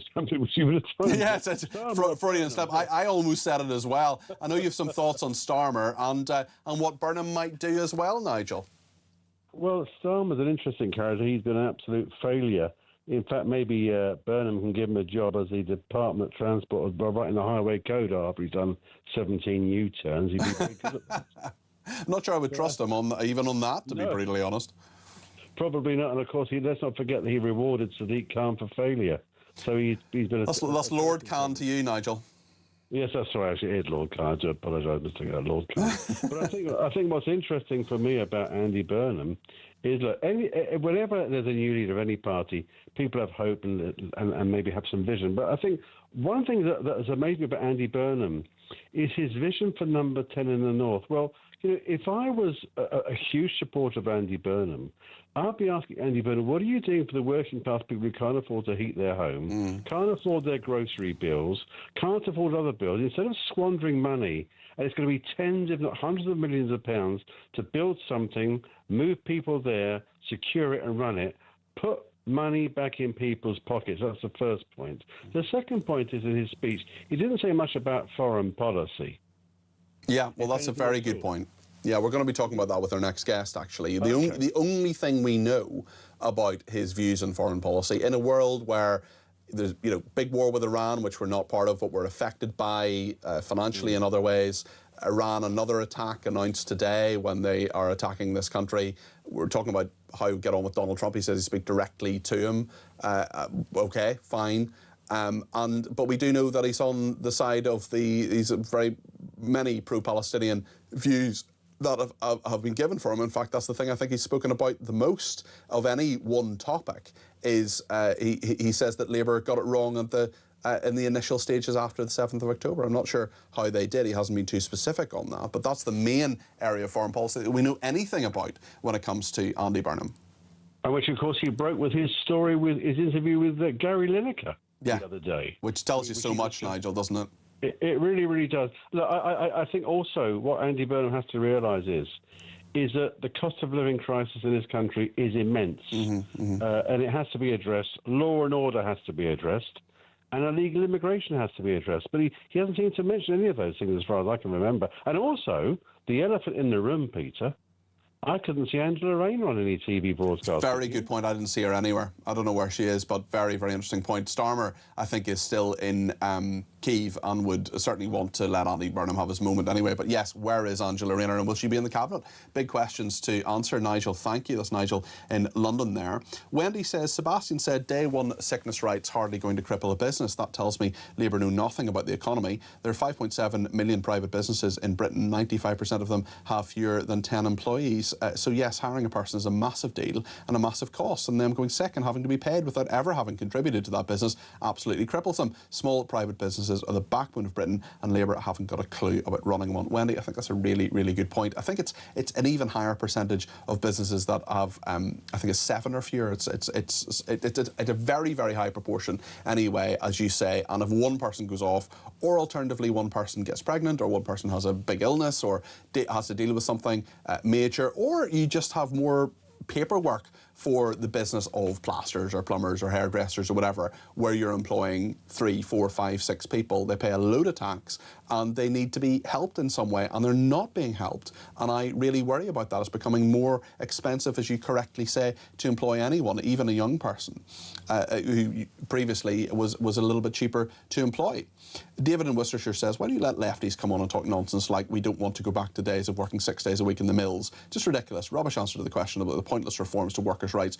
Nobody wants to return to the days of mill working. Well, David, I agree with you, and I made that point clear. I've nothing against workers having rights. You know, the fact we have a weekend, that is a good thing. I'm looking forward to my weekend, because I work 5 days a week. But the point you make is a very, very good one, David, in that the Employment Rights Bill wasn't just about that, and actually the burden that it's put on small businesses is a big one, and maybe it's right, maybe it's the right thing to do. I personally don't think it is, but it'll be interesting to see how businesses deal with that, because time and time and time again they've got more regulation, they've got more taxation, and we're meant to be trying to empower businesses. Maybe Andy Burnham will do that. Maybe we should give him a chance. Or maybe we shouldn't. Whatever you think, let me know. 03444 499 1000. And Leslie says, unfortunately, we no longer have a Maggie to save the country. What we do have is another Arthur Scargill masquerading as a Prime Minister. I saw Arthur Scargill speak one time at Féile an Phobal, which is the West Belfast Festival.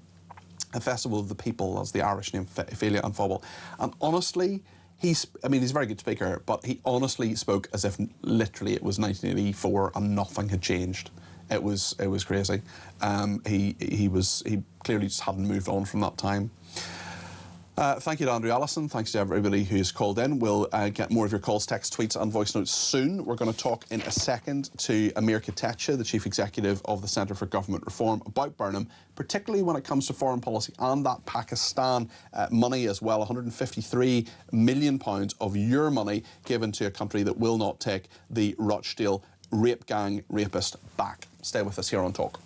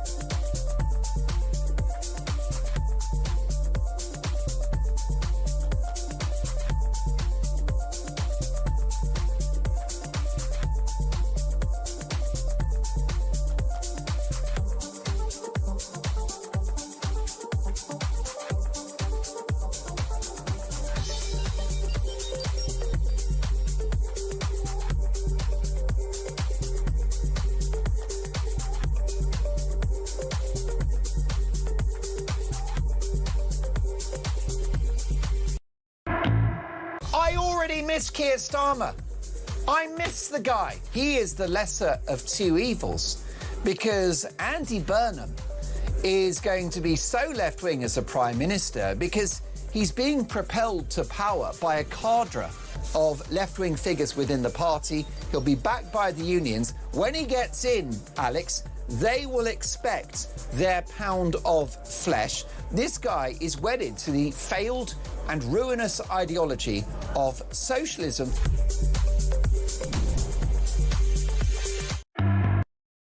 Across the UK, on DAB+, on YouTube, on your mobile, and on your side. This is Talk. We'll get to more of your calls, texts, tweets and voice notes in a few minutes. Amir Katecha is with me now, Chief Executive of the Centre for Government Reform. Former diplomat, indeed, was head of the British Consulate in Russia for a couple of years between 2023 and 2025. Amir, very good to have you on the programme. I know you're at the CPAC conference as well. Are you enjoying it? Going well? Hi, Peter. Yes, I am. It's going very well. There is currently a session which Patrick Christie's of GB News is doing on Islamism and anti-Semitism, actually. So very relevant to some of the things we might talk about. Yeah, and you actually were head of Palestinian issues based at the British Embassy in Tel Aviv for a year as well. I just wonder, when it comes to Andy Burnham as Prime Minister, how you think he will deal with that situation, because he's talked a lot about the Palestinian cause and very little about anti-Semitism, very little about the Israeli cause. He hasn't, except very briefly, condemned Hamas. It's the big foreign policy issue on which he has aligned himself with the Labour left. Where do you think that leaves us?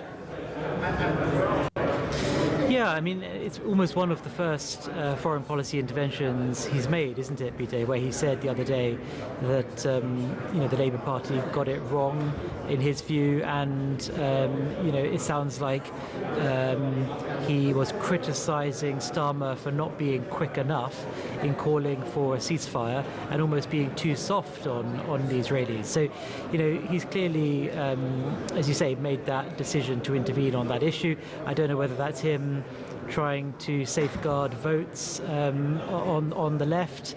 Obviously, there's very, very strong views on the Israel-Palestine conflict, and many people that feel that we're not being hard enough on the Israelis are now voting Green. So maybe that's something playing on Burnham's mind. But look, I'm not particularly optimistic about Burnham when it comes to Israel-Palestine. I mean, I think the whole issue I saw is that you can have legitimate criticisms of the Israeli government and how Netanyahu is prosecuting this conflict in Gaza. But what we've done and what I saw Starmer do is essentially do more than that and actually just basically berate the Israelis for almost everything they do.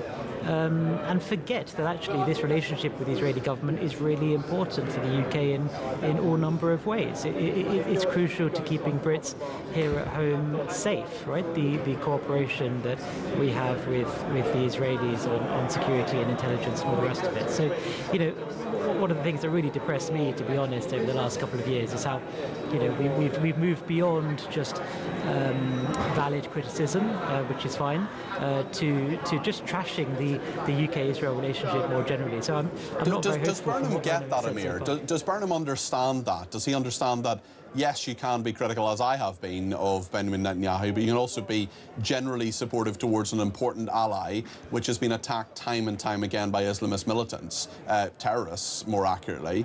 I just wonder if Burnham actually understands that, or whether he's got a kind of vibes level of foreign policy understanding, when actually he needs to be, ideally, a world statesman. Yeah, look, I don't know is the answer to that question. I mean, the impression I get is that he doesn't really want to think very much about foreign policy, right? He wants to leave that to Jonathan Powell, who he said he's going to keep as National Security Advisor, and he wants to leave that to the Foreign Secretary so he can focus on the domestic stuff, right? Now, on one level, that's fine. I mean, there's lots of things back here in the UK that need fixing, so it's fine for him to want to focus on the domestic stuff. But then, if he's going to make, in my view, ill-judged comments like he did the other day, implying that we're not being hard enough on the Israelis, then I think, that is a bit worrying, because it sounds like, as you say, he's going off on vibes rather than thinking deeply about these questions. Tell me your thoughts on this £150 million we've given to Pakistan, and take us a little bit inside the Foreign Office in regard to that. They now have responsibility for international development. They have for a number of years, because there are many viewers and listeners to this programme and me who are pretty baffled when we're trying to persuade Pakistan of something when it comes to taking back the Rochdale rape gang leader. Surely you say this money is conditional on that, or you at least say we can, I don't know, speed it up, we can make it work for you in a better way if you help us out on this. There's got to be a bit of realpolitik with this, which seems to me anyway to be lacking. Yeah, look, I think you're absolutely right, Peter. I mean, look, lots of people will question why we are giving £153 million over the next 3 years in aid to Pakistan at all, right? This is a country with its own space program, it's a nuclear power. So I think, lots of people question, aid money to Pakistan full stop. But if you are going to have an aid budget, then surely you have to use it as a tool in the diplomatic armory. You have to be willing to leverage it to get things that we want, and perfectly legitimate asks like Pakistan taking back this despicable man, Shabir Ahmed, who, as you know, was the Rochdale Gribbing Gang's real leader. So, look, I don't know. I mean, I think the problem is we are just too worried about upsetting or offending foreign governments. We're not willing to get really sort of tough and hard-nosed about how we use some of these tools in an instrumental way. And I think, it's a really big problem. I mean, it's not just aid, of course. There's also visas we could be leveraging. There's remittances on the money that Pakistani people in the UK send back to Pakistan each year. That money is not taxed at all. It could be taxed.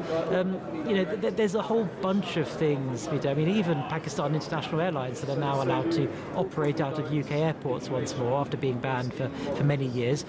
We could be saying to them, that ain't happening until you play ball on this. So, I think the problem is a deeper one in the Foreign Office, where we're not willing to, as I say, get instrumental about these things, and that's got to change. It really does, not just on this, but on a whole host of issues across the board. Okay. Amir, thank you. That's Amir Katecha there, the Chief Executive of the Centre for Government Reform, joining us from the CPAC conference. Now, we don't exactly have £153 million to give you, unlike the Pakistanis, but we do want you to celebrate a massive month of football in style. How would you feel about £26,000? Think about what that would mean. Sort the house out, take the family away, or just take the weight off your shoulders for a bit. If your balance needs a bit of love this summer, here's everything you need to know. For your chance to win, visit talk.tv/win or text TALK to 83338 by 6 p.m. on the 20th of July 2026. Texts cost £2.50 plus your standard network rate. Or send your name and number by post to Comp 1, PO Box 3190, Colchester CO2 8GP. To arrive by midnight on the 23rd of July 2026. 18 plus, UK residents only. So for your chance to win, text TALK to 83338 now. This is a network promotion. Full T's and C's at talk.tv/win. Let's have a call now from Lenny in Ashford, who's given me a ring on 0344 499 1000. Lenny, we've been talking about Pakistan and this $153 million that we've given them in foreign aid. What do you think? Well, it's understandable why our country, we are the laughing stock of the world. And there's a lot what Pakistan are saying about the rapist that they don't want back. Mm-hmm. Now, you can see there, it's interesting, a number of people, Becca sent a message earlier on, she said she can see their point. Why would you want them back? And I get that too, but we want rid of them and we have power over them when it comes to a huge amount of money we're giving them in foreign aid. Shouldn't we make it conditional in some way? Well, what it is, our country, the tail wags the dog. And we've got pathetic politicians. Now, why... I'm looking at, say, two problems we have got. The first problem is the rape. We've got this rapist that the Pakistan don't want back. Yeah. Now, that problem is self-inflicted by our politicians. Yeah. Tell us the second aspect of it, Lenny. I'm just conscious we're coming up to the news, so I definitely want to hear your second point. All right. The second point, we got the same problem with the boats. Mm-hmm. Now Javid, and I think it was Theresa May was the Prime Minister at the time. They were the two that created the problem with the boats, and everybody wants to blame the French because they won't stop them leaving their country. So you think we should perhaps cut the Pakistanis and the French a bit of slack because we've created the problems ourselves, and maybe we should take further responsibility for it? Do you think? That's exactly what I'm trying to say. Unless we stop the boats from coming ashore, which is down to us, as I say, our politicians are pathetic. Okay. And it's about time they showed some backbone. Maybe Andy Burnham will. We will wait and see, and we will evaluate his every move and all that he says. Lenny, thank you for that. Appreciate that. That was Lenny in Ashford. If you want to get your call on the air in the next hour, right up to 4 o'clock, 0344 499 1000 is the number to call. Thanks for your company.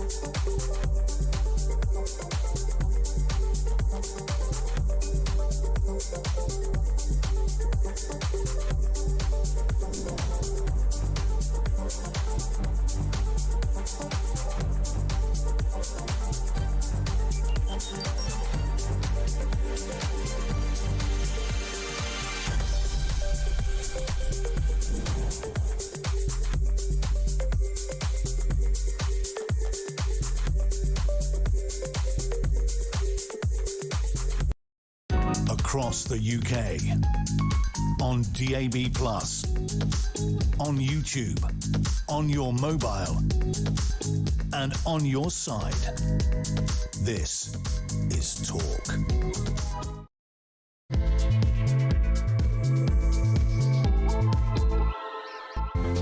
It's just gone 3 o'clock. This is Talk. I'm Peter Cardwell in for Ian Collins today. Thank you so much for your company. Loads to discuss, including the very first steps of Andy Burnham as leader of the Labour Party. It's on Monday that he becomes Prime Minister. I'll be in Downing Street for that, reporting into all the different programmes, including Ian's. He's back on Monday. I should say Charlie Rowley's in for me tonight between 7 and 9. But yes, Andy Burnham, now the leader of the Labour Party. Traditional that it's a different day that he becomes Prime Minister. That's Monday.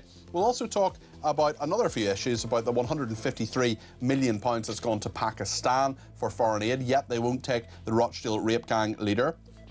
The Home Office also admitting a catalogue of costly errors, including mistakenly reimbursing migrants £19 million they can't claw back. That's your money and my money, both the 19 million and the 153 million that we've given Pakistan in foreign aid. Also, more than 600,000 Britons are too fat to work. Are you too fat to work? I'd love to hear from someone who can give me a ring and tell me I've been told I'm too fat to work. I mean, I'm certainly not the world's thinnest person, but I think you must be in serious health problems if you're too fat to work. And of course, it's a growing problem, pun intended, when it comes to this. 0344 499 1000 is the number to call. On any issue, you can text me 87222 with the word talk in your text. You can tweet me at talkTV. Follow me at Peter Cardwell on Twitter. You can follow me on Instagram at Cardwell Peter, confusingly. You can send me a WhatsApp voice note. You can send me a WhatsApp text message or give me a ring, all using the main talk number 0344 499 1000. So much to discuss between now and 4 o'clock when Kevin O'Sullivan comes up with Drive. Stay with us here on Talk. It's interesting on the Pakistan problem with the Rochdale rapist. Very interesting one from Carmen, who says the UK has raised a monster. Our light touch discipline allow him to manifest as the monster he is. Why should Pakistan take him, says Carmen in Dorset. And David in Worcestershire says, Peter, your guest Amir is right. They justify foreign aid as soft power and then never use the soft power, which is please take this guy back, Pakistan, or we will need to look at your aid we give you. Soft power, a bit of a twisting of the arm. Gently, says David in Worcestershire. We'll talk more about that as the hour goes on. And yes, Ian's off today, but he's back on Monday between 1 and 4. I should say tonight, Charlie Rowley is in for me between 7 and 9. I will see you, although, back on Monday in the studio between 7 and 10, my usual weekday evening programmes. That's my slot these days, 7 till 10. It'd be great to have your company for that. But throughout the day on Monday, I will be in Downing Street reporting into probably breakfast, definitely Julia's programme and probably Ian's as well, perhaps even Kevin's, on the new Prime Minister Andy Burnham, who is taking over late morning, early afternoon when Keir Starmer goes to the palace and resigns as Prime Minister. He's already resigned as leader of the Labour Party. He resigns as Prime Minister, and then very, very quickly Andy Burnham is brought in, sees the King and is appointed Prime Minister. But today, Andy Burnham got another job. That is, he got a new job recently, MP for Makerfield. He's got another new job today, leader of the Labour Party. And he said in his speech that this gives the country a big opportunity in his view. This is what he said earlier today. Let's be honest, everybody. This is a last chance to change, and we must take it together, united together. And he expanded a bit more on his political vision, although I don't know what you think, and I'd love to know your thoughts on this. I think there are a lot of words and not a lot of meaning in what he said in this clip, and indeed the rest of the speech. Let's have a listen. I want people to understand the thinking behind the political direction I set, so people can see the decisions we take and the reasons why. I am clear, Britain took a series of wrong turns in the 1980s. Political power was centralised and economic power was privatised. The country surrendered control of the essentials: housing, water, energy, transport, and left people exposed to higher costs. That in turn led to the concentration of more wealth and power in the hands of fewer people and fewer places. Large parts of Britain were deindustrialised without the power to set new ambitions for themselves. Andy Burnham there speaking about the legacy of Thatcherism. We spoke to a former advisor to her, Niall Gardner, a little bit earlier on. Let's speak to Joanna Bell now, political commentator. Great to have you on the programme, Joanna. What do you make of Andy Burnham's first thoughts as Labour leader? Well, there's a sense of doom, Peter, isn't there? He wants to go back to nationalisation. He wants to go back to the 70s. He is, you know, everything that Margaret Thatcher wasn't, and he's going to make the country a lot poorer. I think we should be very, very scared right now, because he seems to be nostalgic for the days of, you know, the 70s, where, you know, the steel industry and, you know, the shipbuilding, but, you know, it's too late for that. The horse is bolted. China has, you know, has the monopoly on all that, and with his workers' rights, it's not possible to recreate those industries again. So everything he's saying is just impossible to implement. Yeah, it's interesting because we've heard a little bit about what he thinks, but not very much at all. And Keir Starmer, actually, of course, is in his last few days as Prime Minister. Let's have a quick look at how he ended his time in the House of Commons on Wednesday, a little bit from Prime Minister's questions. I picked up our party, I turned it round, I made a promise to rip anti-Semitism out of my party, and I did. I turned my party to face the country, and we won a landslide Labour general election. And after 2 years, we've stabilised the economy, we have invested heavily in our public services, we put better protections in for children, particularly on child poverty, we've strengthened our defence, and we've enhanced our international reputation. I'm proud to leave this country in a better shape than I found it. Proud to leave the country in a better state than he found it. Do you agree with him, Joanna? Oh, I mean, no. I mean, employment's up, or unemployment's up. You know, these employment rights, the renters' rights. You know, they're just officiating over the decline of the economy, and that's really what it is, the managed decline. Keir Starmer failed, and that's why he was ousted. He hasn't been able to handle the small boats. You know, taxes are sky high, business rates are sky high, people are being strangled, inflation is sky high. You know, food supermarkets are more expensive. People can't afford to keep the heating on. Some people are with the dilemma of feeding themselves or putting the heating on, or their aircon in that case. So really, it's a terrible situation for Britain, and Labour need to go out, because the country is in decline right now, and it's actually terrifying. These are essentially the last days of Rome. Does Burnham get it? Does he understand the task ahead of him, do you think? I think he may understand it, but he wants to nationalise everything, and it's just not possible. He speaks with that he wants to put hope into people's hearts, but, you know, how is he going to implement that? He hasn't really come up with any solutions. He hasn't come up with how he's going to cut the welfare bill. He hasn't come up with... Oh, I think we've lost Joanna there, but thank you to Joanna Bell there, the political commentator, joining us there on the programme. Let's go to David in London, who's given me a ring on 0344 499 1000. David, you're very welcome to the programme. What's on your mind today? Hi, Peter. It's about Keir Starmer making Sadiq Khan a Lord. What do you think? Are you happy with that decision? No. Peter, Keir Starmer was the head of the Crown Prosecution Service, and to me, making Sadiq Khan a Lord is a gross miscarriage of justice. It's not a miscarriage of justice, is it? I mean, he hasn't committed any crime. He may be someone who you disagree with politically, but he's been Mayor of London for, what is he, in his third term now? Shouldn't he be a good candidate for the House of Lords?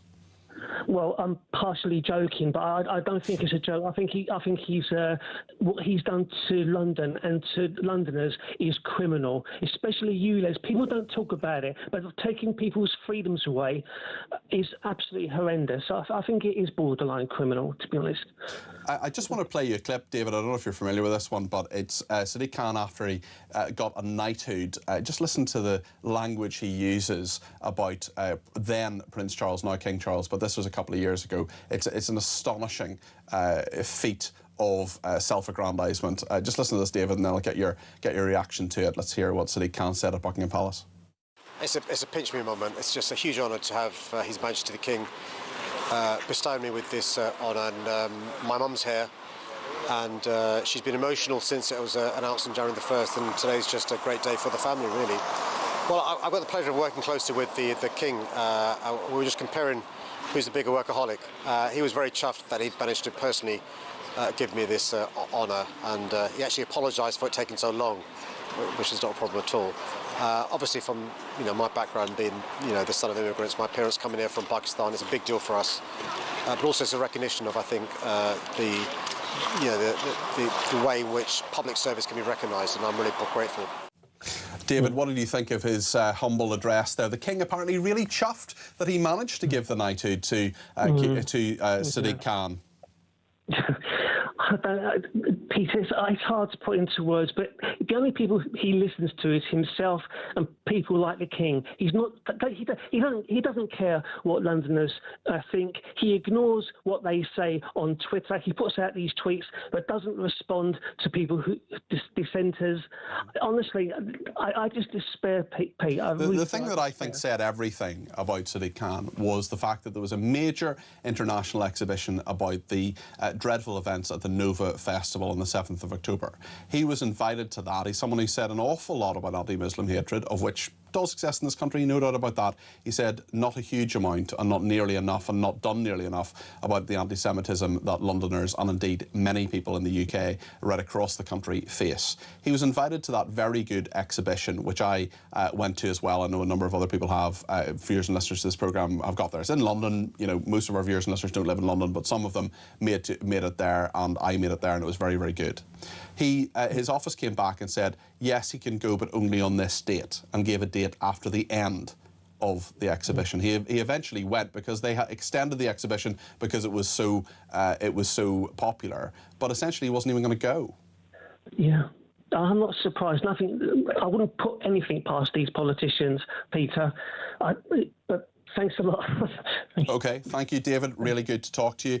Some breaking news now in that Kieran Kerr, who is 53, has been jailed for 3 years for removing a knife from the scene of Henry Novak's murder in Southampton. This is the mother of Henry Novak's killer, jailed for 3 years for removing the knife from the murder scene. Vikram Digwa's mother was found guilty at Southampton Crown Court in May of assisting an offender. She's now been sentenced. Her role was crucial in removing the murder weapon from the scene. The prosecution told the court, while her lawyer said she acted out of an instinctive desire to protect her child, her murdering child, an instinctive desire to protect her murdering child. Well, I think some of us, actually the vast, vast majority of people in this country, and almost every single person who watches and listens to this station would have an instinctive, an instinct as a person, as a human being, to turn your child in and to say, I'm not going to remove a knife from the scene. I'm going to dob you in for murdering a totally innocent person, who then, of course, was slandered by Vikram Digwa as a racist. Henry Novak wasn't a racist. Henry Novak wasn't drunk. He was someone who was on a night out with his mates, and Vikram Digwa stabbed him to death and then filmed him for 5 minutes as he lay dying. Vikram Digwa is the scum of the earth. His mother is the scum of the earth, and I think she should have been in prison for a lot longer. But anyway, she goes to prison, or is sentenced at least, for 3 years. And of course, Vikram Digwa falsely lying to the police, who appeared to believe him, and the Independent Office of Police Conduct is looking into that at the moment.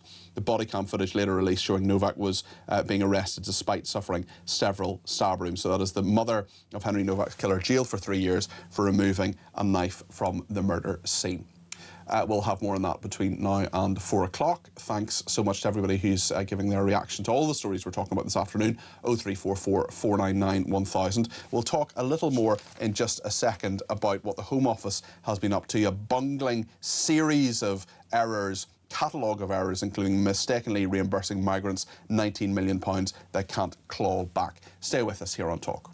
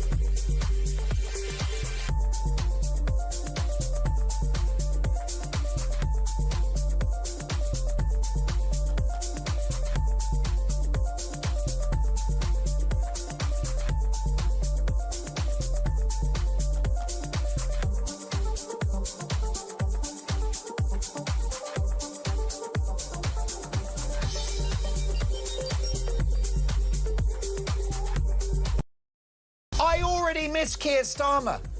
I miss the guy. He is the lesser of two evils because Andy Burnham is going to be so left-wing as a Prime Minister because he's being propelled to power by a cadre of left-wing figures within the party. He'll be backed by the unions. When he gets in, Alex, they will expect their pound of flesh. This guy is wedded to the failed and ruinous ideology of socialism.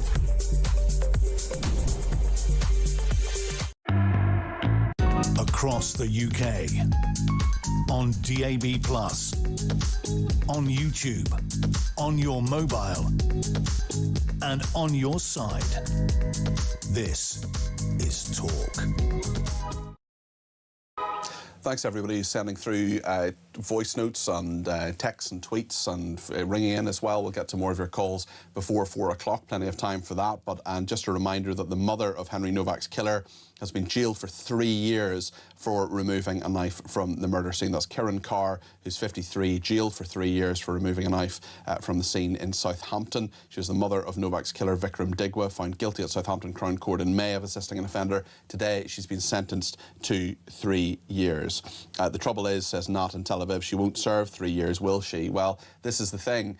Often there will be remission. There will be times when she'll get out of prison early, be released on licence, and we know that so many of those electronic tags don't even work and aren't even monitored. There's a big problem with that.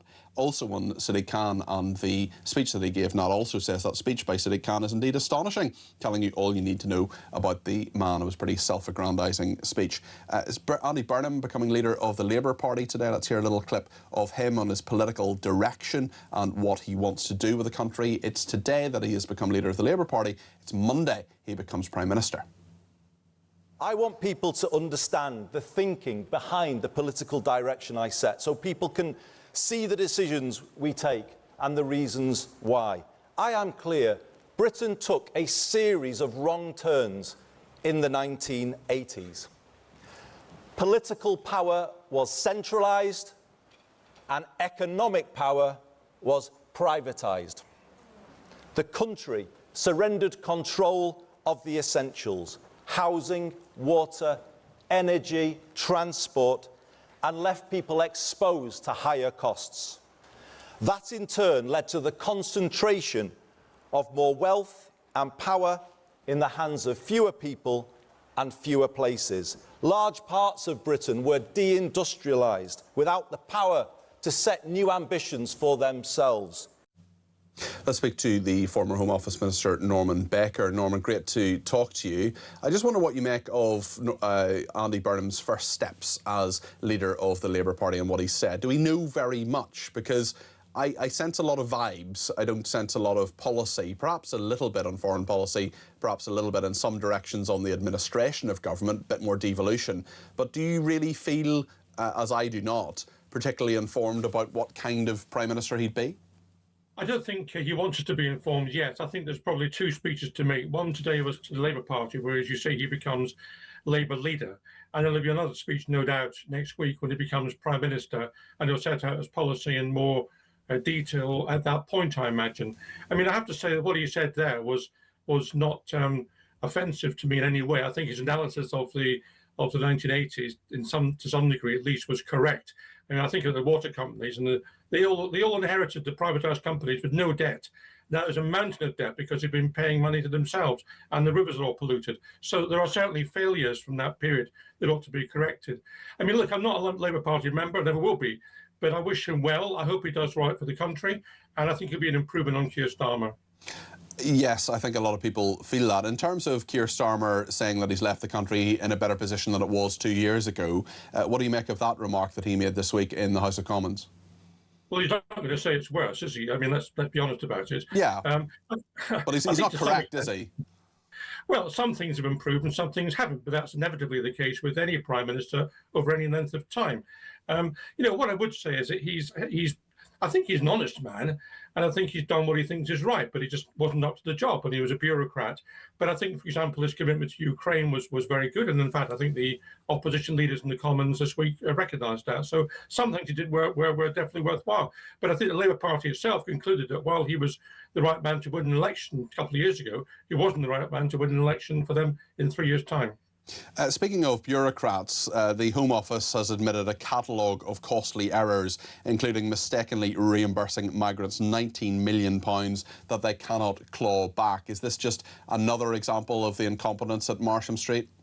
Yes, in a word. Look, I mean, I think you used the word before the break, bungling, and I think it is bungling. This is not an attempt to help migrants or anything else. This is simply an incompetence using and holding public money. And I have to say, there's a disease across government. It's not a new disease. It's been there for decades. But, you know, look at HS2 and the chronic mismanagement of that scheme. Look at the fact that 2/3 of the money spent on PPE equipment, £10 billion, was wasted. I mean, the catalogue of errors in terms of public money is just phenomenal. And I think part of the problem is, I don't want to attack the civil servants per se, but the civil servants, which I spent 5 years dealing with, is full of well-meaning people who've got degrees in Greek and Latin. They don't know how to handle contracts, most of them. Yeah, it's a very fair point, and particularly that £10 billion of PPE, we were talking about that earlier in the week. It all adds up, doesn't it? And the National Audit Office, thank goodness we have that transparency, but it's all retrospective. We keep being told on so many different fronts lessons will be learned. Do you sense they ever are, Norman? That is the worst phrase I can think of in politics. Lessons will be learned. What that is a get out of jail free card for that particular moment, because no one ever goes back to it and see whether lessons have been learned. You know, I have a theory that apart from emergency legislation, wouldn't it be a good idea if the Commons, the House of Commons, passed no legislation for a year, but actually spent a year looking back at what they'd passed already and analysing whether it worked or not? Radical idea. It'll never catch on, Norman. No, I'm afraid it won't. Tell me your thoughts. We haven't spoken for a while, actually. I just wonder your thoughts on the royal family and the royal finances as well. That's been a big story in the last few weeks about the taxation that the royals are spending. I know that Prince William has put his cards on the table, as has Charles, and Charles has said he's not even going to live in Buckingham Palace. So I know you did some interviews at the time, but I didn't actually get to interview you about it. I'd love to hear your views on that and that level of transparency, especially when it comes to all that we're talking about, that auditing and finding out where public money is actually going. Well, look, I mean, transparency is a word the palace uses, and it's got more spin than the top, because that's simply not true. You know, the big thing about Charles declaring how much tax he paid. He declared that when he was Prince of Wales. Yeah. And what happened was that when he came to the throne, William said, I'm not going to follow in your footsteps. I'm not telling people how much I'm paying. And Williams had to do an embarrassing U-turn. That should have been the story, William's U-turn, not Charles coming out and being all great about declaring how much tax he was paying. That's actually the truth. But of course, unless we know where the money is coming from, how much comes from his private estates, how much comes from the Duchy of Lancaster, how much comes from his overseas investments, and most importantly, what he's claiming by expenses, because we know from history that Charles tried to claim as Prince of Wales for the Duchy of Cornwall, of all places, stabling for Camilla's horses and her dresses before they were even married, and he tried to claim for his polo ponies. So we need to know what he's claiming for business expenses in order to make a calculation as to whether this is actually the correct position or not. As far as anything else is concerned with the royals, look, I mean, they are behind the curve all the time. They always try to respond to public debate and public concern a little, too late, and try and do as little as possible to try and move on to the next issue. And in their own interest, they need to get ahead of the game, and they need to have a complete remodernisation of the royal family in a way we've not seen so far, which covers their finances. They ought to no longer be exempt from taxation as other people are. Why is Charles exempt from inheritance tax, for example? Why is no corporation tax or capital gains tax paid on the duchies? You know, why is it that the king, and people don't know this actually, kings consent, that Charles has the opportunity to look at legislation when it's drafted before parliamentarians even know it exists? I mean, he is the head of state, Norman. You may not like that, but that is the constitution. He is the head of state. The point I'm making, though, Peter, is this, that he's asked to make comments on matters which affect his private interests, not state interests, his private interests. And his legislation changed when it will affect his private interest before parliamentarians see the bill. So there's a whole range of things which are just medieval, quite frankly, need to be sorted out. And it's the royal family's interest to sort it out themselves before someone does it for them. What is a reasonable monarchy? What does that look like? What is your sort of ideal monarchy? I expect it would be no monarchy, but when it comes to the monarchy itself, what level of taxation, what level of spending would we have on the monarchy, in your view? Well, I mean, the monarchy probably costs, the best estimate, about £500 million a year, all in. The next nearest is the Dutch monarchy at 46 million, so we're 10 times more expensive than the next nearest European monarchies. So there's a great deal of fat to be removed. And the latest financial statement, of course, doubles the core grant to the sovereign grant in the next 3 years. No one else will get that level of increase. So a modern monarchy, like those on the European mainland, will be one where you've got the king and queen, the next in line to the throne, and their kids. And that's it. And everybody else can go out and get a job and behave normally. And secondly, you want to make sure that the same rules apply to them in terms of taxation as apply to everybody else. And you have to make sure that the Freedom of Information Act applies to them as it applies to everybody else, because they are public servants doing a public duty with public money. They should be held accountable. And lastly, I think when you come to a new king or queen being enthroned, you know, we have to take an oath of allegiance as MPs to the king, his heirs and successors, including, by the way, therefore, Prince Andrew, as he was, ex-Prince Andrew, still in line of succession, and Prince Harry. You know, if you look at the King of Norway, for example, he had to take an oath to the Parliament to uphold democracy before he can take his throne. It's the other way around in this country. So we need to modernise our monarchy if we're going to have it in this century. Norman, thank you as always. Norman Baker there, who's literally written the book on the royal finances. I should declare an interest in that. We have the same publisher as both my books, The Secret Life of Special Advisors and Political Animals, just for Ofcom purposes. Just be very clear about that, and they are available in all good bookshops at the moment, and the paperback of Political Animals is coming out in September. Just want to be totally clear about that, and ethical. Lots to discuss. Let me know your thoughts on what Norman said there. 0344 499 1000. Stay with us here on Talk.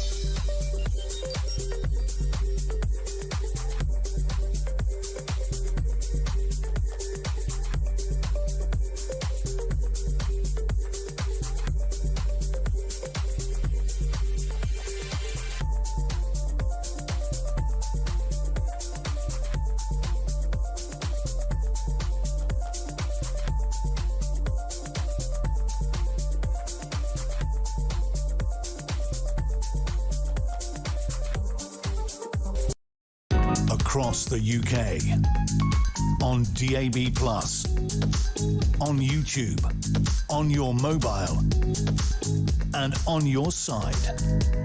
This is Talk.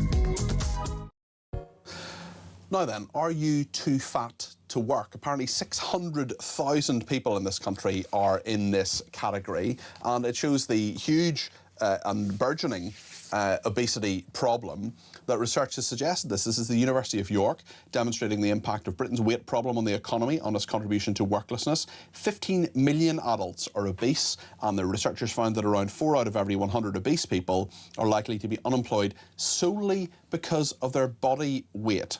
The effect of obesity on unemployment also stronger in men than women. Experts warning of substantial economic losses because of the number of people whose weight was hindering daily activity. There are all sorts of government schemes to try to get people back to work, but it's very interesting that this has been done. Dr. Aaron Katz, who's the lead author from the University of York, said tackling obesity isn't just a health imperative, it's an opportunity to boost economic productivity. Because obesity affects workers in the prime years of working lives, it may have profound effects on working careers, individual health and societal costs. It's interesting, he also says these contrasting findings about men and women point to different labour market consequences of obesity for men and women. The differences may reflect variations in occupational sorting, health-related work limitations, employer discrimination, or broader social rules that influence employment decisions differently by gender.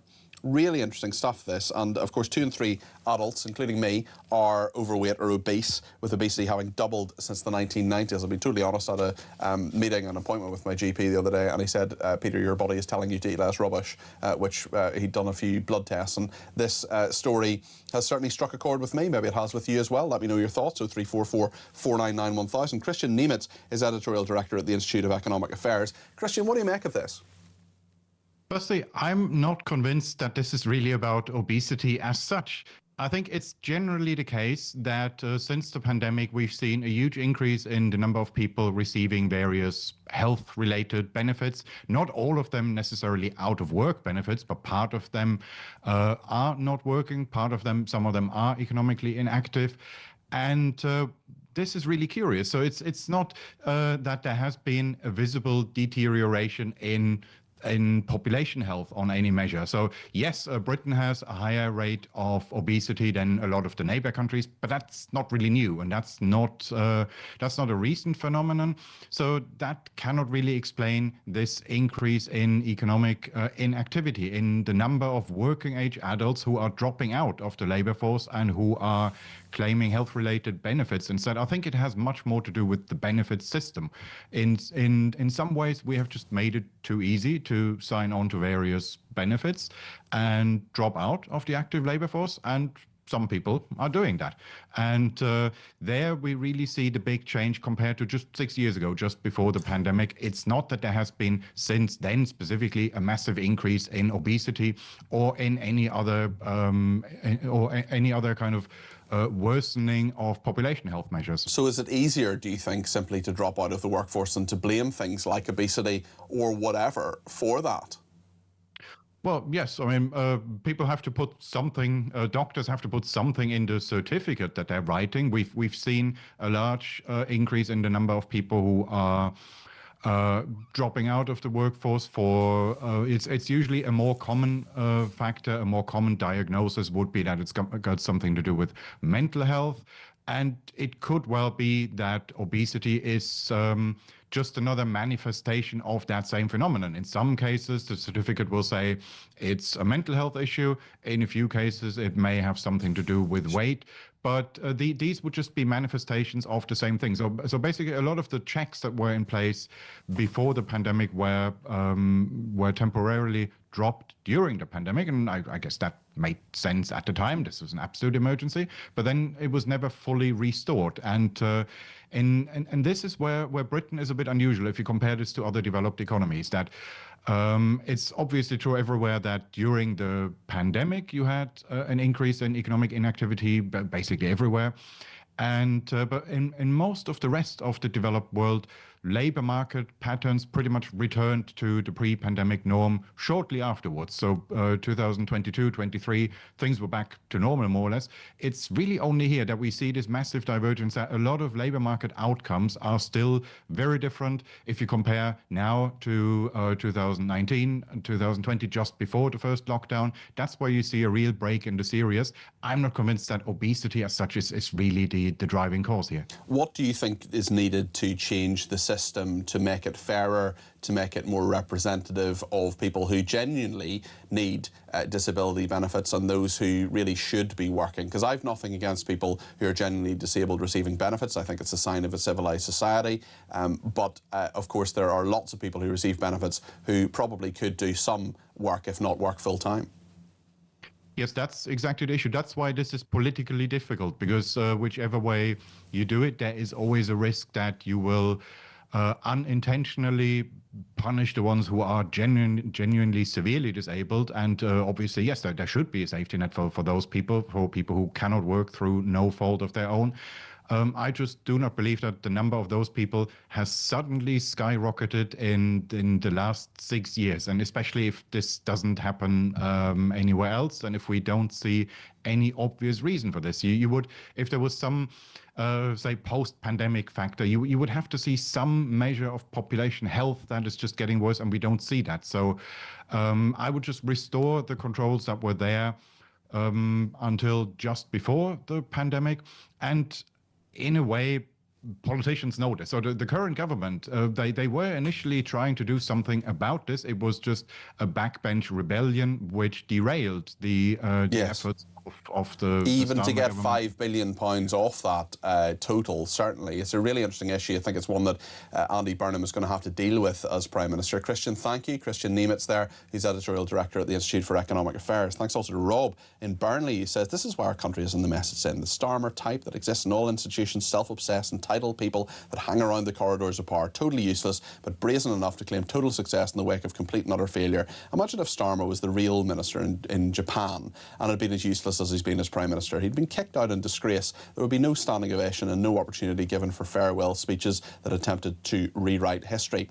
Bill in Carmarthen says, great show, Peter. Thank you, Bill. Thatcher used to tell the country that she believed that people could spend their money more efficiently than the government could. She tried to reduce the size of the state so that people were left with more of their money. She also believed that the state was extremely poor at running any industry, proven again by the management of HS2, which is the civil service. That's why the huge privatisation programme was undertaken. Didn't see Blair return any of it, but it looks as if we might be. What a disaster. The state should get out of people's way, says Bill in Carmarthen.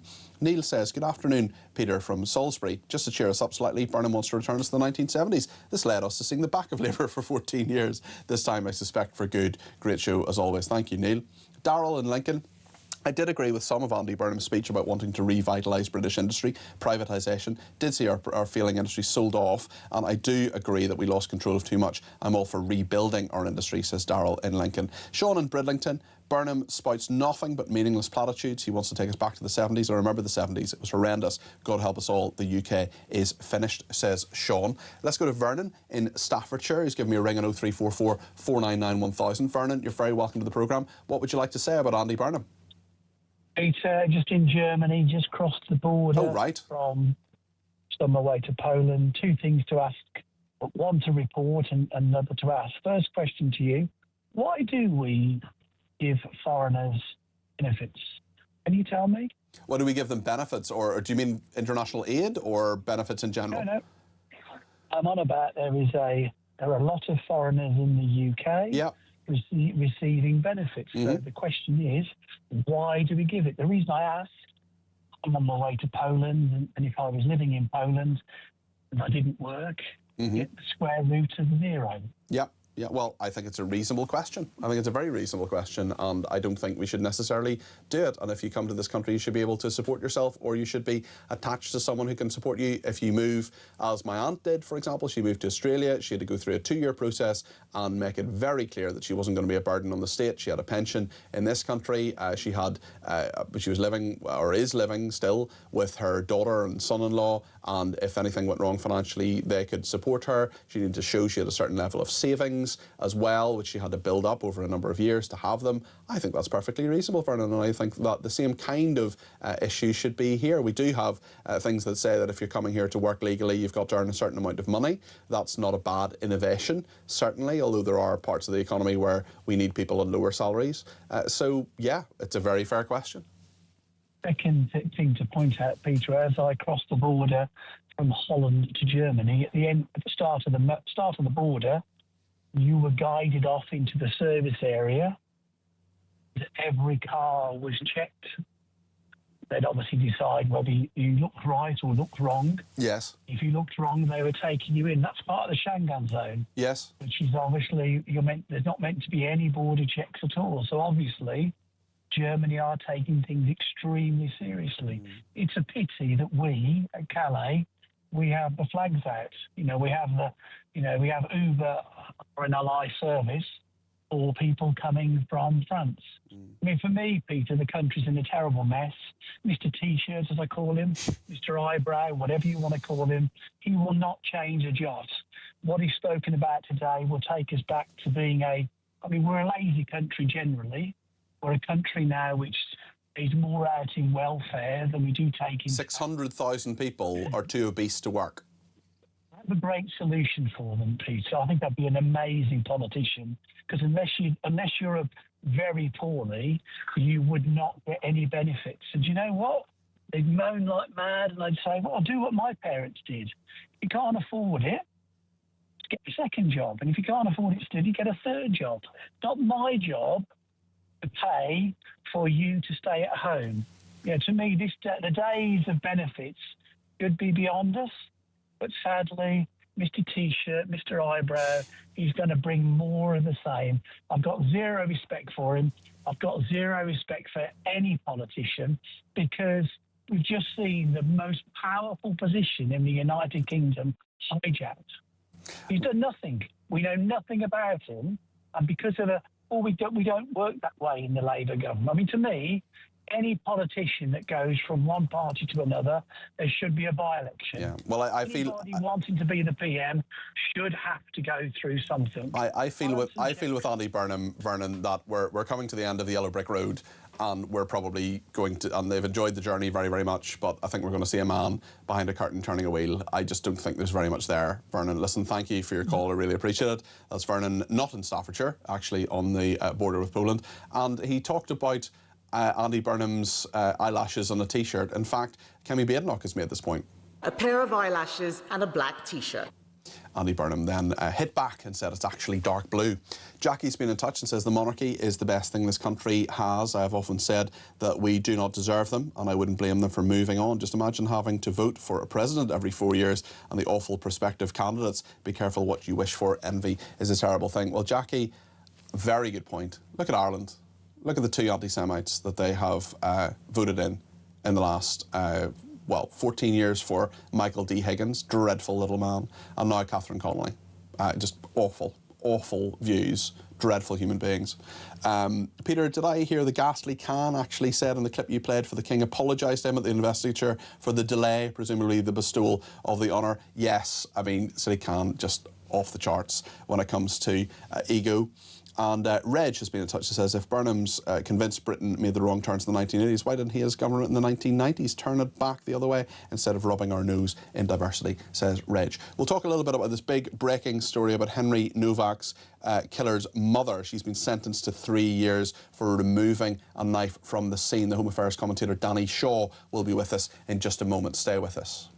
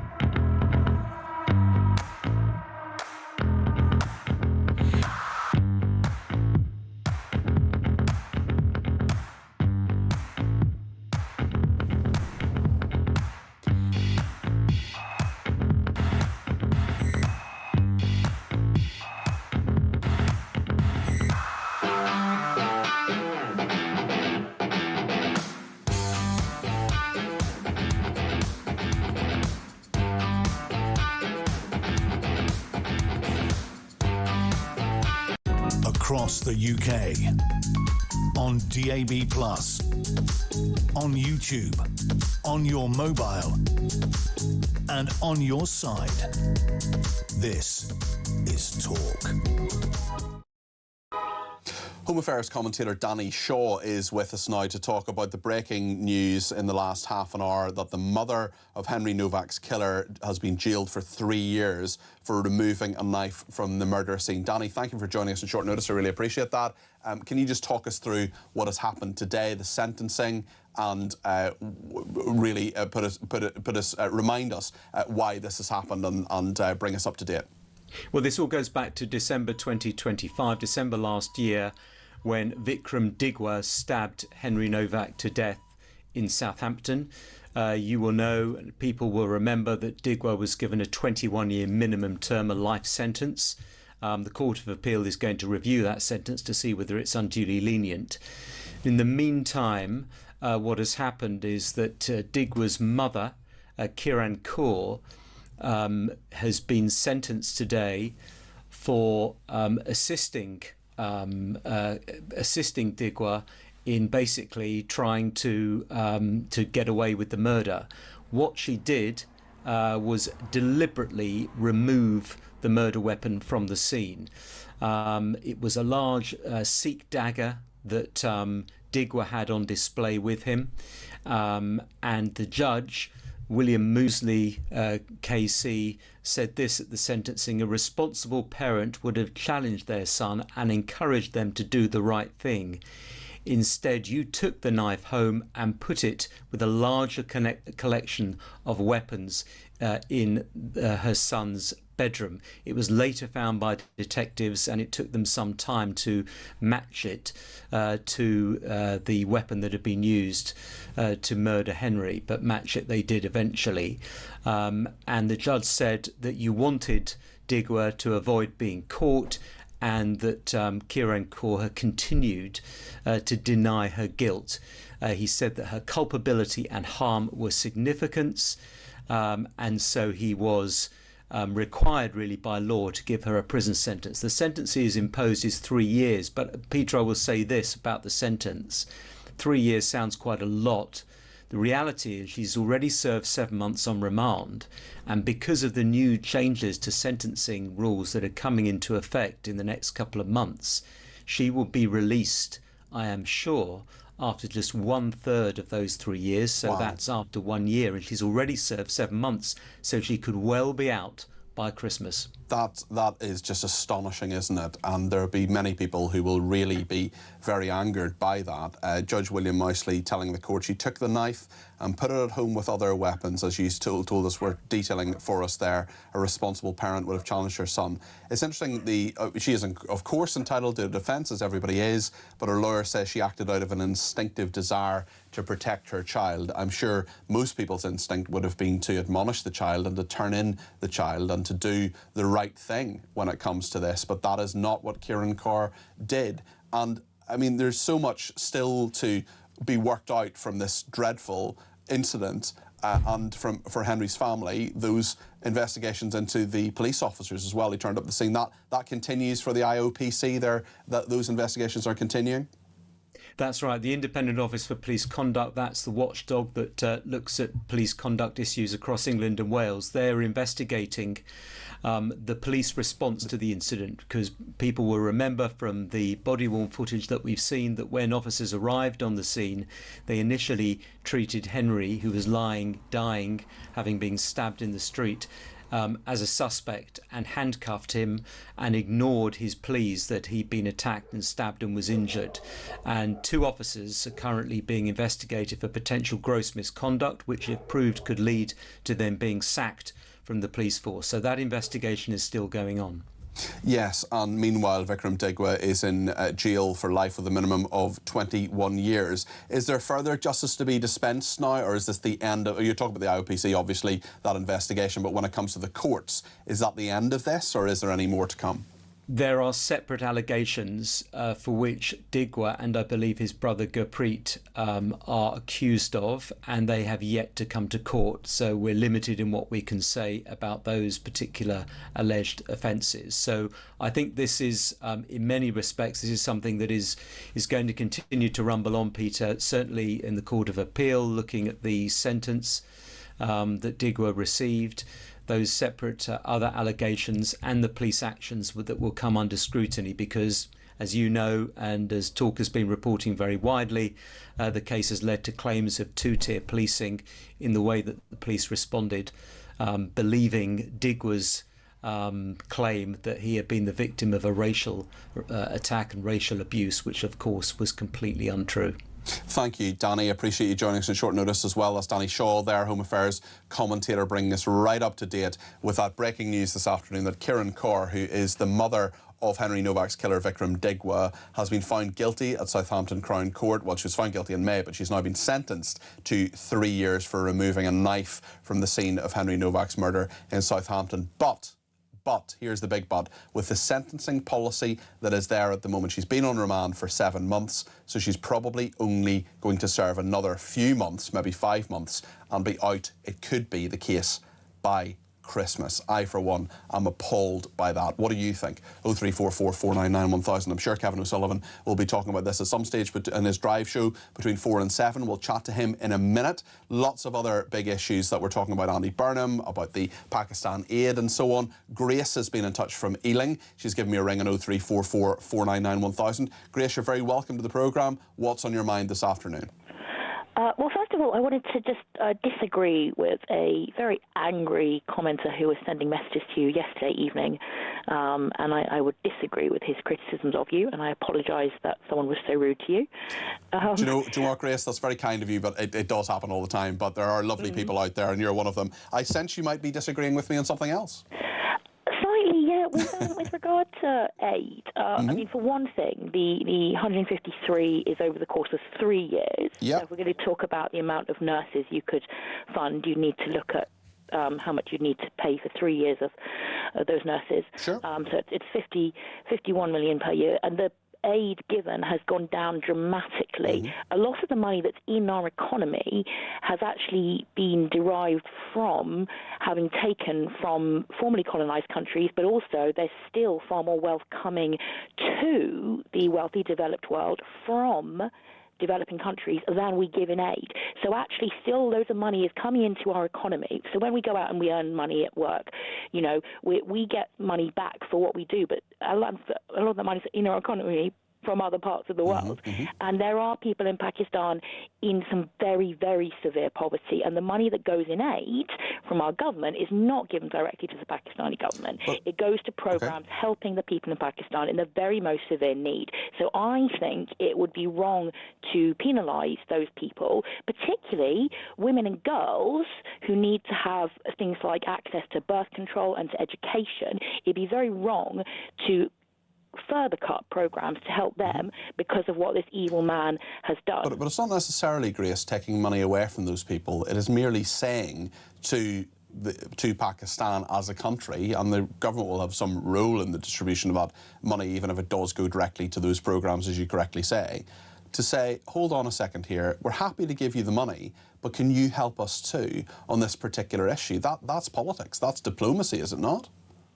Yeah, I mean, I completely agree with there being diplomacy and bargaining or whatever. I just think that to specifically end programs which are aimed at helping the very poorest people, it's not really going to affect the government ministers in Pakistan who are making these decisions. So in your view, it actually shouldn't be used as a carrot and stick approach?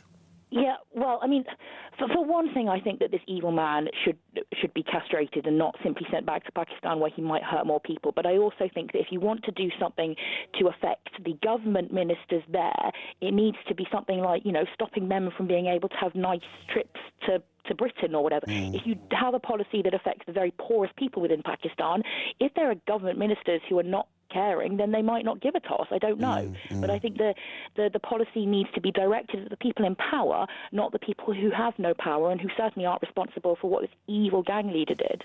Grace, thank you. A very interesting perspective on that from Grace in West London. Thanks also to the number of people who've contacted me to tell me that Colin Sutton has been elected as Reform UK's first Police and Crime Commissioner. That is in Norfolk.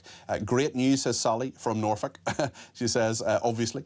So thank you to Sally for that. Testy has been in touch from Tyneside. I would wonder about the origin of that nickname, Testy. Welfare for disabled people on the rise. It's not just them. There are no jobs and plenty being offered around abroad. For example, DWP call centres in India. There are plenty of people gaming the system because they have no other way to pay rent and put food in their mouths. With DEI and migrants' citizenship, Burnham won't put a dent in this problem, says Testy. And Wendy says she's outraged, as I am actually, about Vikram Digwa's mother, and she was an accessory to murder. Says Wendy, if she told the police that Novak had been stabbed, he might have received life-saving treatment. She could have saved a life, and as a mother, that would have been my priority, says Wendy.